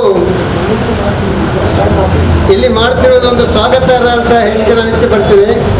ಮತ್ತು ಮಾನವನ ಒಂದು ಆರೋಗ್ಯದ ವ್ಯವಸ್ಥೆ ಇರುವುದು ರೈತನ ಭೂಮಿಯಲ್ಲಿ. ಈ ಮಣ್ಣು ಮತ್ತು ಕೃಷಿ ಎರಡು ಹಾಲಾದರೆ ನಾವು ಈ ಕಾರ್ಯಕ್ರಮ ಇಲ್ಲಿ ಮಾಡಿ ಏನು ಪ್ರಯೋಜನ ಇಲ್ಲ. ಅದಕ್ಕಾಗಿ ನಾನು ಹೇಳ್ತಾ ಇದ್ದೀನಿ, ರೈತನ ವ್ಯವಸ್ಥೆಯನ್ನು ನಾವು ನಮ್ಮ ಈ ಚಿಕ್ಕ ಸಂಘಟನೆಯಿಂದ ಸರಿ ಮಾಡಲಿಕ್ಕೆ ಸಾಧ್ಯ ಇಲ್ಲ. ಒಂದು ವ್ಯವಸ್ಥೆಗೆ ನಾವು ಸಾವಯವ ವ್ಯವಸ್ಥೆಯಿಂದ ರಾಸಾಯನಿಕ ವ್ಯವಸ್ಥೆಗೆ ರೈತ ಯಾವಾಗ ತಿರುಗಿ ಬೀಳ್ತಾನ ಮತ್ತೆ ಅದರಿಂದ ಹಿಂದೆ ಬರಲಿಕ್ಕೆ ತುಂಬ ಕಷ್ಟ ಆಗ್ತದೆ. ಅದು ಈಗಾಗಲೇ ರೈತರ ವ್ಯವಸ್ಥೆ ಆ ರೀತಿ ತಿರುಗಿ ಹೋಗಿದೆ. ಈಗಾಗಲೇ ಕರ್ನಾಟಕ ರಾಜ್ಯವನ್ನು ನಾವು ಒಂದು ಗಣನೆಗೆ ತೆಗೆದುಕೊಂಡಾಗ ಹೆಚ್ಚಿನ ರೈತರ ಮನೆಯಲ್ಲಿ ಸಾವಯವ ವ್ಯವಸ್ಥೆ ಕೃಷಿ ಮಾಡುವಂಥ ವ್ಯವಸ್ಥೆ ಹೆಚ್ಚಿನ ಕಡೆಗಳೆಲ್ಲ ಕಳೆದು ಹೋಗಿದೆ. ಹೇಗೆಂದರೆ ಸಾವಯವ ಕೃಷಿ ಮಾಡುವಂಥ ರೈತನ ಮನೆಯಲ್ಲಿ ಒಂದು ಹಸು ಇರಬೇಕು, ಕೋಣ ಇರಬೇಕು, ಎತ್ತು ಇರಬೇಕು, ಇಲ್ಲ ಕೋಳಿ ಸಾಕಣೆ ಇರಬೇಕು, ಆಡು ಸಾಕಣೆ ಇರಬೇಕು. ಈ ಮುಖಾಂತರ ನಾವು ಸಾವಯವ ಕೃಷಿಯನ್ನು ಮಾಡ್ಬೋದು. ಆ ವ್ಯವಸ್ಥೆಯನ್ನೆಲ್ಲ ರೈತರು ಈಗಾಗಲೇ ಕಲ್ಕೊಂಡಿದ್ದಾರೆ. ಹೆಚ್ಚಿನ ಕಡೆಯಲ್ಲಿ ದೊಡ್ಡ ಮಟ್ಟದಲ್ಲಿ ಕೃಷಿ ಮಾಡುವಂಥ ರೈತರು ಅವರು ಹೊಲಗಳಿಗೆ ಹಾಕಿದಂಥ ಇನ್ವೆಸ್ಟ್ಮೆಂಟ್ ಏನು ಬಂಡವಾಳ ಹಾಕ್ತಾರೆ ಅದನ್ನು ಕಲ್ಕೊಳ್ಳಿಕ್ಕೆ ಅವರು ತಯಾರಿರುವುದಿಲ್ಲ. ಯಾವುದೇ ಸಂದರ್ಭದಲ್ಲಿ ದೇಶದ ಜನರ ಆರೋಗ್ಯಕ್ಕೋಸ್ಕರ ಅವರು ಶ್ರಮಿಸುವಂಥ ರೈತರು ಈಗ ಎಲ್ಲಿ ಕೂಡ ನೋಡಲಿಕ್ಕೆ ಕಡಿಮೆ. ಈ ಮಾತನ್ನು ನಾವು ನಗರ ಪ್ರದೇಶದಲ್ಲಿ ಇರುವ ಜನರು ಗಮನದಲ್ಲಿ ಇಟ್ಟುಕೊಂಡು ರೈತರನ್ನು ಸರಿಪಡಿಸುವಂಥ ವ್ಯವಸ್ಥೆ ಅದು ನಮ್ಮಿಂದ ಆಗಲಿಕ್ಕಿಲ್ಲ, ಅದು ನಮ್ಮ ಆಡಳಿತ ಯಂತ್ರದ ವ್ಯವಸ್ಥೆ ಮುಖಾಂತರ ಆಗಬೇಕು. ಈಗಾಗಲೇ ಕೃಷಿ ಸಚಿವರು ಸಾವಯವ ಪದ್ಧತಿಯಲ್ಲಿ ಯಾರು ಕೃಷಿ ಮಾಡ್ತಾ ಇದ್ದಾರೆ ಅವರ ಮನೆಯಲ್ಲಿ ವಾಸ ಹೂಡುವಂಥ ಕೆಲಸ ಮಾಡ್ತಿದ್ದಾರೆ.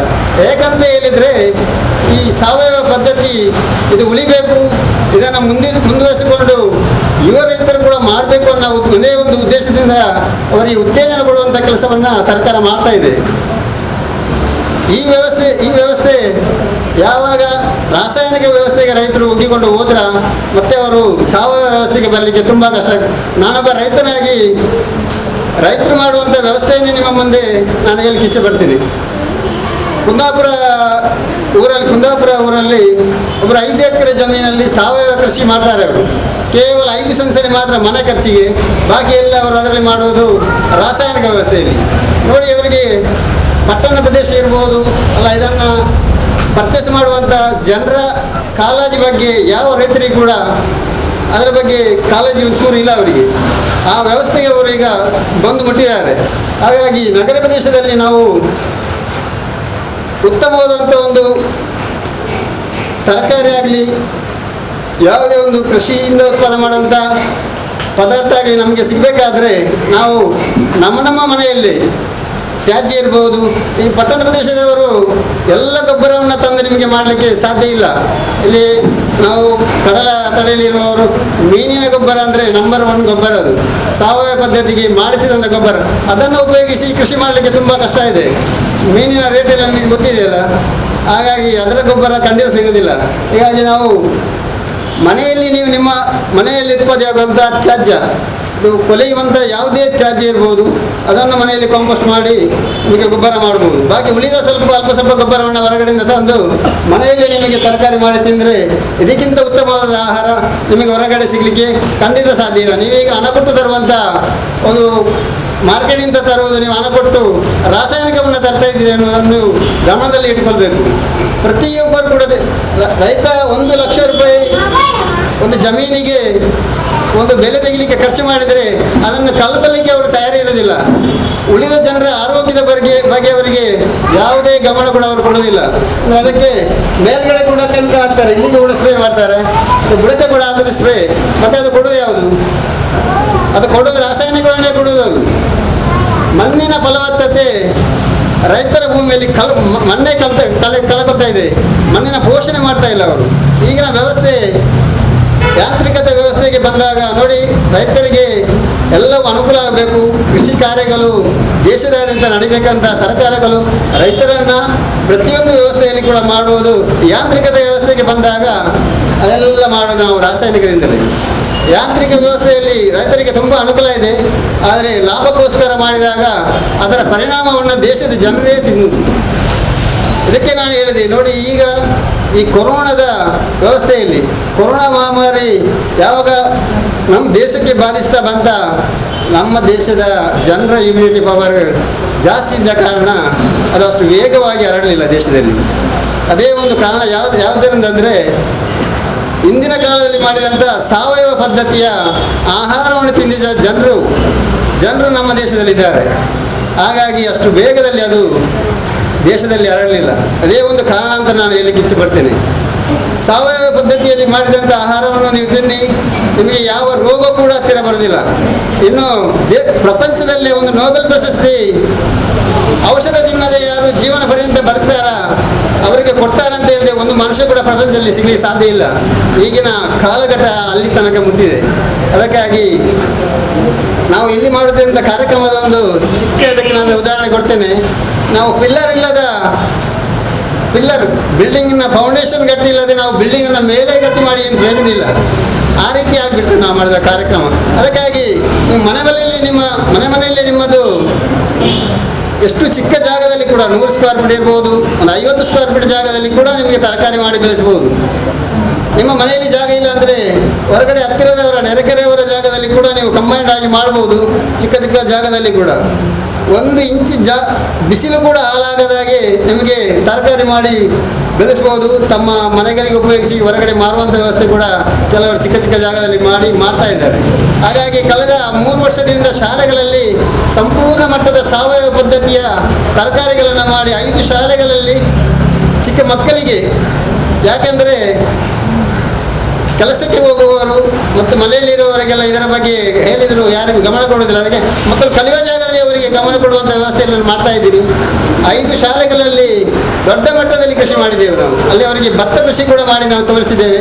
ತುಂಬ ಯಶಸ್ವಿಯಾಗಿದೆ. ಬೇಕಾದರೆ ನಿಮಗೆ ಶಾಲೆಗಳೆಲ್ಲ ಅವರು ಬಂದು ನೋಡಿದ್ದಾರೆ ಶಾಲೆಗಳಲ್ಲಿ. ಮತ್ತು ಮಾಧ್ಯಮದವರು ಕೂಡ ಬಂದು ನೋಡಿದ್ದಾರೆ. ಎಲ್ಲರೂ ಕೂಡ ಇದರ ಒಂದು ಮೂಲ ಉದ್ದೇಶ ಏನಂದರೆ ಮಾನವನ ಒಂದು ಆರೋಗ್ಯ ಮತ್ತು ಪರಿಸರದ ಆರೋಗ್ಯ, ಇದು ಎರಡೂ ಕೂಡ ಉಳಿಬೇಕು ಅನ್ನೋ ಉದ್ದೇಶದಿಂದ ನಾನು ಈ ಅಭಿಯಾನವನ್ನು ಉಳ್ಳಾಳದಲ್ಲಿ ಮಾಡ್ತಾ ಇದ್ದೀನಿ. ಹಾಗಾಗಿ ಈ ಪರಿಸರದ ಎಲ್ಲರಿಗೂ ಕೂಡ ಇದರ ಪ್ರಯೋಜನ ಸಿಗಬೇಕು, ಎಲ್ಲರೂ ಆರೋಗ್ಯವಂತರಾಗಿ ಬದುಕಬೇಕು ಅನ್ನೋ ಒಂದು ಮೂಲ ಉದ್ದೇಶದಿಂದ ನಿಮಗೆ ಕೂಡ ನಿಮ್ಮ ಮನೆಗಳಲ್ಲಿ ಎಲ್ಲರ ಮನೆಗೆ, ಪ್ರತಿಯೊಬ್ಬರ ಮನೆಗೆ ಹೋಗಿ ಇದನ್ನು ತರಬೇತಿ ಕೊಡುವಂಥ ಕೆಲಸ ಸ್ವಲ್ಪ ಕಷ್ಟ ಆದಿತ್ತು. ಅದಕ್ಕಾಗಿ ನಾವು ಸಮುದಾಯ ಬೇಸಾಯ ಪದ್ಧತಿ ಅಂತ ಈಗ ಮಾಡ್ತಾ ಇದ್ದೀವಿ.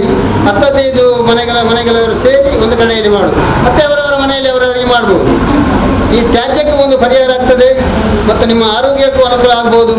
ಇದರ ಪ್ರಯೋಜನವನ್ನು ಎಲ್ಲರೂ ಕೂಡ ಪಡ್ಕೊಂಡು ಈ ಅಭಿಯಾನದ ಮುಖಾಂತರ ಎಲ್ಲರೂ ಆರೋಗ್ಯವಂತ ಜೀವನ ನಡೆಸುವಂಥ ಕಾರ್ಯಕ್ರಮ ಇದು ತುಂಬ ಒಳ್ಳೆಯದೇ. ಎಲ್ಲರಿಗೂ ಅದರ ಪ್ರಯೋಜನ ಸಿಗುವಂತಾಗಲಿ ಎಂದು ನಾನು ಕೇಳಿಕೊಳ್ತೇನೆ. ಉತ್ತಮವಾದ ಆಹಾರ ಮಾತನ್ನು ಹಾಕಿದಾಗ ಯಾರಿಗೆ ಜಾಸ್ತಿ ಮಾರ್ಕ್ಸ್ ಬಂದಿದೆ ಅವರಿಗೆ ಈಗ ಬಹುಮಾನವನ್ನು ವಿತರಿಸಲಿದ್ದಾರೆ. ಇದರ ವಿವರವನ್ನು ನಮ್ಮ ಅಂಗನವಾಡಿ ಕಾರ್ಯಕರ್ತೆ ಭಾರತೀಯವರು ಓದಿ. ನಮಗೆ ಇವತ್ತು ನಮ್ಮ ಪೌಷ್ಟಿಕ ಸಪ್ತಾಹ ಕಾರ್ಯಕ್ರಮಕ್ಕೆ ಎಲ್ಲರೂ ಬಂದು ನಮ್ಮ ಮಕ್ಕಳ ತಾಯಂದಿರು ಹಾಗೂ ನಮ್ಮ ಸ್ವಸಹಾಯ ಗುಂಪಿನ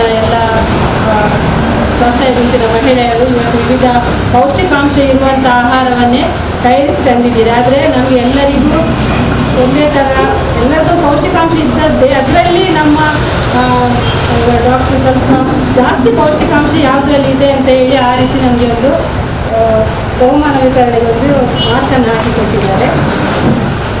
ಪ್ರಥಮ ರತ್ನ ಅವಲಕ್ಕಿ ಲಡ್ಡು, ಮೆಂತೆ ಅಪ್ಪ, ಕರಿಬೇವು ಚಟ್ನಿ, ರತ್ನ ಗೋದಾವರಿ ಸ್ವಸಹಾಯ ಸಂಘ.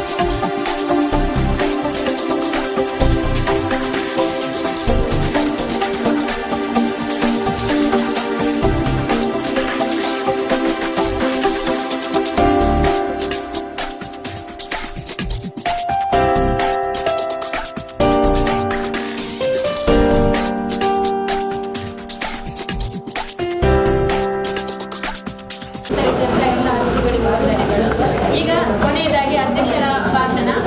ನಮ್ಮ ಅಧ್ಯಕ್ಷರು ನಮ್ಮ ಕಾರ್ಯಕ್ರಮವನ್ನು ಉದ್ದೇಶಿಸಿ ಹಿತ ನುಡಿಯನ್ನು ಹೇಳಿದರು. ನಮ್ಮದು ಉಳ್ಳಾಳ ನಗರಸಭೆಗೆ ಬಂದು ನಮ್ಮ ಎಲ್ಲರಿಗೂ ಸಹ ತುಂಬ ಒಂದು ಸಹಾಯ ಮಾಡ್ತಾರೆ. ಎಷ್ಟು ಗಂಟೆ ರಾತ್ರಿಗೆ ಅವರಿಗೆ ಇವತ್ತು ಫೋನ್ ಮಾಡಿದಕ್ಕೂ ಕೂಡ ನಮಗೆ ಸ್ಪಂದಿಸಿ ನಮ್ಮ ಕಷ್ಟಕ್ಕೆ ಅವರು ಸದಾ ಸಿದ್ಧ ನಾನು ಅಂತ ಹೇಳ್ತಾ ಇದ್ದಾರೆ. ಅವರಿಗೆ ಕೂಡ ನಾನು ಹೃತ್ಪೂರ್ವಕವಾಗಿ ನಾನು ಅವರಿಗೆ ಪ್ರೀತಿ ನಮಸ್ಕರಿಸುತ್ತಿದ್ದೇನೆ. ಹಾಗೆ ವೇದಿಕೆಯ ಮೇಲಿರುವಂಥ ನಮ್ಮ ಡಾಕ್ಟ್ರು ಅವರಿಗೆ ಕೂಡ ನಾನು ನಮಸ್ಕರಿಸುತ್ತಿದ್ದೇನೆ. ಹಾಗೆ ಉಳಿದಂಥ ಎಲ್ಲರಿಗೂ ಕೂಡ ಹಾಗೂ ನಮ್ಮ ವೇದಿಕೆ ಮುಂದಿರುವಂಥ ಎಲ್ಲ ನಮ್ಮ ಸ್ನೇಹಿತರಿಗೆ ಕೂಡ ಹಾಗೂ ಸಹೋದರ ಸಹೋದರಿಗೆ ಕೂಡ ನಾನು ವಂದಿಸುತ್ತಾ, ಇಂದು ಅಂಗನವಾಡಿ ಕಾರ್ಯಕರ್ತರು ಒಂದು ಒಳ್ಳೆಯ ಒಂದು ಕಾರ್ಯಕ್ರಮವನ್ನು ಆಯೋಜಿಸಿದ್ದಾರೆ. ಅದರಲ್ಲಿ ನಮ್ಮ ಡಾಕ್ಟ್ರು ಈಗಾಗಲೇ ಎಲ್ಲ ಬಗೆಯ ಮಾಹಿತಿಯನ್ನು ನಿಮಗೆ ಕೊಟ್ಟಿದ್ದಾರೆ. ನಾವು ಹೇಳುವಂಥದ್ದು ಏನಿಲ್ಲ, ಅದೇ ಪ್ರಕಾರ ನಮ್ಮ ರಾಯಪ್ಪನವರು ಕೂಡ ಎಲ್ಲ ಮಾಹಿತಿಯನ್ನು ಕೊಟ್ಟಿದ್ದಾರೆ. ಆದ್ದರಿಂದ ನಾನು ನಿಮ್ಮ ಮುಂದೆ ಹೇಳಲಿಕ್ಕೆ ಏನಿಲ್ಲ, ಹೇಳಿದರೆ ನಿಮಗೆ ಬೋರ್ಸ್ ಆಗ್ಬೋದು, ಹೇಳಿದನ್ನೇ ಕೇಳಿ ನಿಮಗೆ ಒಂಥರ ಬೇಜಾರಾಗ್ತದೆ. ಆದ್ದರಿಂದ ಮುಂದೆ ನಾನು ಹೇಳುವುದಿಲ್ಲ ಏನು ಸಹ. ನನಗೆ ಅವಕಾಶ ಮಾಡಿಕೊಟ್ಟಂಥ ನಮ್ಮ ಭಾರತಿ ಟೀಚರ್ನವರಿಗೆ ನಾನು ವಂದಿಸುತ್ತಾ ನನ್ನ ಈ ಮಾತನ್ನು ಕೊನೆಗೊಳಿಸ್ತೇನೆ. ಜೈ ಹಿಂದ್. ಹಾಗೂ ಇಲಾಖೆಯ ಪರವಾಗಿ ಹೃತ್ಪೂರ್ವಕ ಧನ್ಯವಾದವನ್ನು ಅರ್ಪಿಸ್ತಾ ಇದ್ದೇವೆ. ಹಾಗೆ ಅಧ್ಯಕ್ಷ ಸ್ಥಾನವನ್ನು ವಹಿಸಿರುವಂಥ ಕುಮಾರಿ ಗೀತಾಬಾಯಿ ಉಳ್ಳಾಲ ನಗರಸಭೆ ಸದಸ್ಯರು ಅಧ್ಯಕ್ಷರು, ಇವರಿಗೆ ಕೂಡ ನಮ್ಮ ಕೇಂದ್ರ ಪರವಾಗಿ ಹೃತ್ಪೂರ್ವಕ ಧನ್ಯವಾದವನ್ನು ಅರ್ಪಿಸ್ತೇನೆ. ಹಾಗೆಯೇ ಬಂದಿರುವಂಥ ನಮ್ಮ ಇಲಾಖೆಯ ಮೇಲ್ವಿಚಾರಕಿಯರಾಗಿರುವಂಥ ಶಂಕರಿ ಮೇಡಮ್, ಇವರಿಗೆ ಕೂಡ ಹೃತ್ಪೂರ್ವಕ ಧನ್ಯವಾದವನ್ನು ಅರ್ಪಿಸ್ತೇನೆ.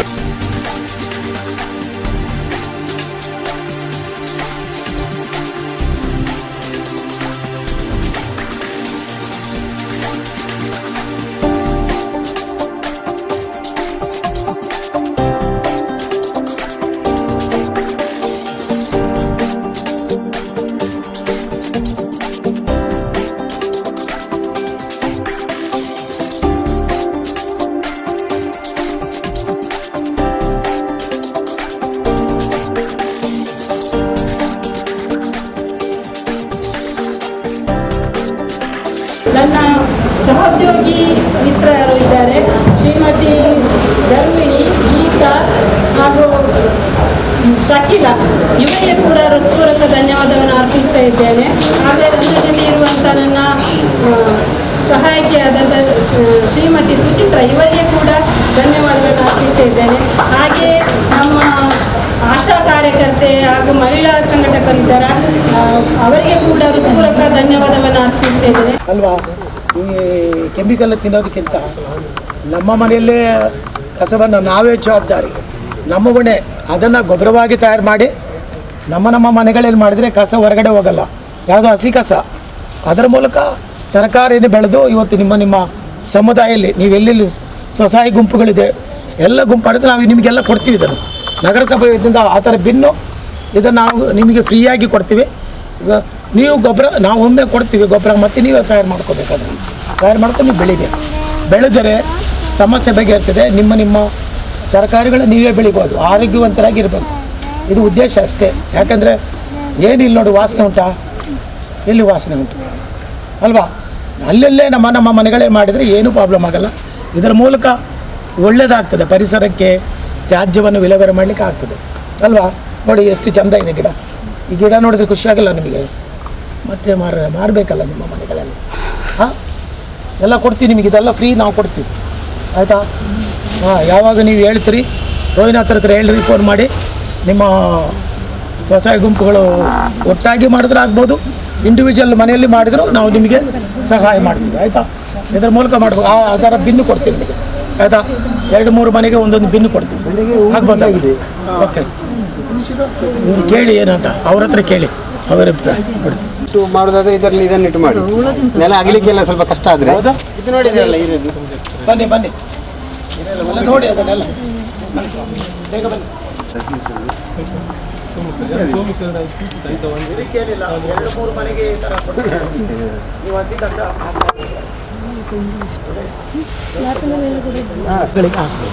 ಹೂವಿನ ಗಿಡ ಬೆಳಿಬೋದು, ತರಕಾರಿ ಬೆಳಿಬೋದು, ಆಯಿತಾ? ಇದು ನಾವು ನಿಮಗೆ ಫ್ರೀಯಾಗಿ ಕೊಡ್ತೀವಿ. ಇದಕ್ಕೆ ಎಷ್ಟು ಗೊತ್ತುಂಟ? 1,200 ರೂಪಾಯಿ ಕೇರಳದಿಂದ ತಂದಿದ್ದು, ಇಲ್ಲಿಲ್ಲ. ನಿಮಗೆ ನಾವು ಉಚಿತವಾಗಿ ಕೊಡ್ತೀವಿ. ನೀವು ಮಾಡಬೇಕು, ಆಸಕ್ತಿ ವಹಿಸ್ಬೇಕು ಅಲ್ವಾ? ಅವು ಮುಚ್ಚಳ ಇದನ್ನು ವಹಿಸಿದರೆ ನೀವು ಯಾವಾಗ ಅಂತ ಹೇಳಿದ್ರೆ ನಿಮಗೆ ಕೊಡ್ತೀವಿ, ನಾವು ಮಾಡಿ ಕೊಡ್ತೀವಿ, ಬಂದು ನಿಮಗೆ ತೋರಿಸಿ ಕೊಡ್ತೀವಿ, ಆಯಿತಾ? ಆಗ್ಬೋದು. ನೀವು ಒಂದು 4-5 ಮನೆಯವರು ಸೇರಿ ಮಾಡಬಹುದು. 4-5 ಜನ ಒಬ್ಬರಿಗೆ ಮಾಡ್ಲಿಕ್ಕೆ ಕಷ್ಟ ಆದರೆ ಎಲ್ಲ ಸೇರಿ ನೀವು ಮಾಡಿದ್ರೆ ಒಳ್ಳೇದು. ಗ್ರೂಪ್ ಆಗಿ ಮಾಡಿದ್ರೆ ಅದಕ್ಕೆ ಇಂಟ್ರೆಸ್ಟ್ ಇರ್ತದೆ, ಎಲ್ಲರಿಗೂ ಒಳ್ಳೆ ರೀತಿ ಮಾಡ್ಲಿಕ್ಕೆ ಆಗ್ತದೆ, ಆಯ್ತಾ? ಹಾಗೆ ಮಾಡಬೇಕು. ಉಳಿಯೋದಲ್ಲಿ 15 ಉಳಿಯೋದಲ್ಲಿ ನೋಡಿ 15 ಮಾಡ್ತಾರೆ. ನೀವು ಕುಡಿಸು ಮರಿ ಯಾವುದು ಬೇಕಾದ್ರೆ ಬೆಳಿಬೋದು. ಈ ಗೊಬ್ಬರ ಉಂಟಲ್ಲ, ಮನೆ ಗೊಬ್ಬರ ಭಾರಿ ಒಳ್ಳೇದು.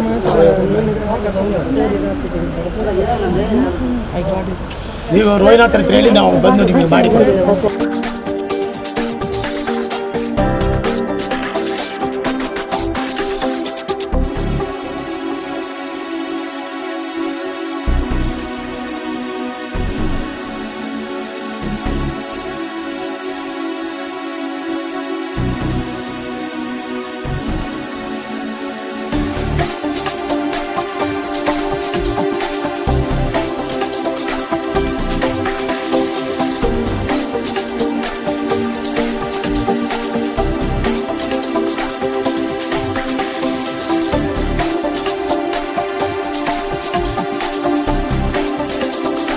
ಸ್ವಲ್ಪ ಕಸ ಎಲ್ಲ ಹಾಕಿ ಎಲ್ಲ ಸುತ್ತಲು ಕೋಲ್ನಲ್ಲೆಲ್ಲ ಸುತ್ತಲು ರೌಂಡ್ ಅಪ್ ಮಾಡಿ ಒಳ್ಳೆದಾಗ್ತದೆ, ಏನು ಪ್ರಾಬ್ಲಮ್ ಇಲ್ಲ.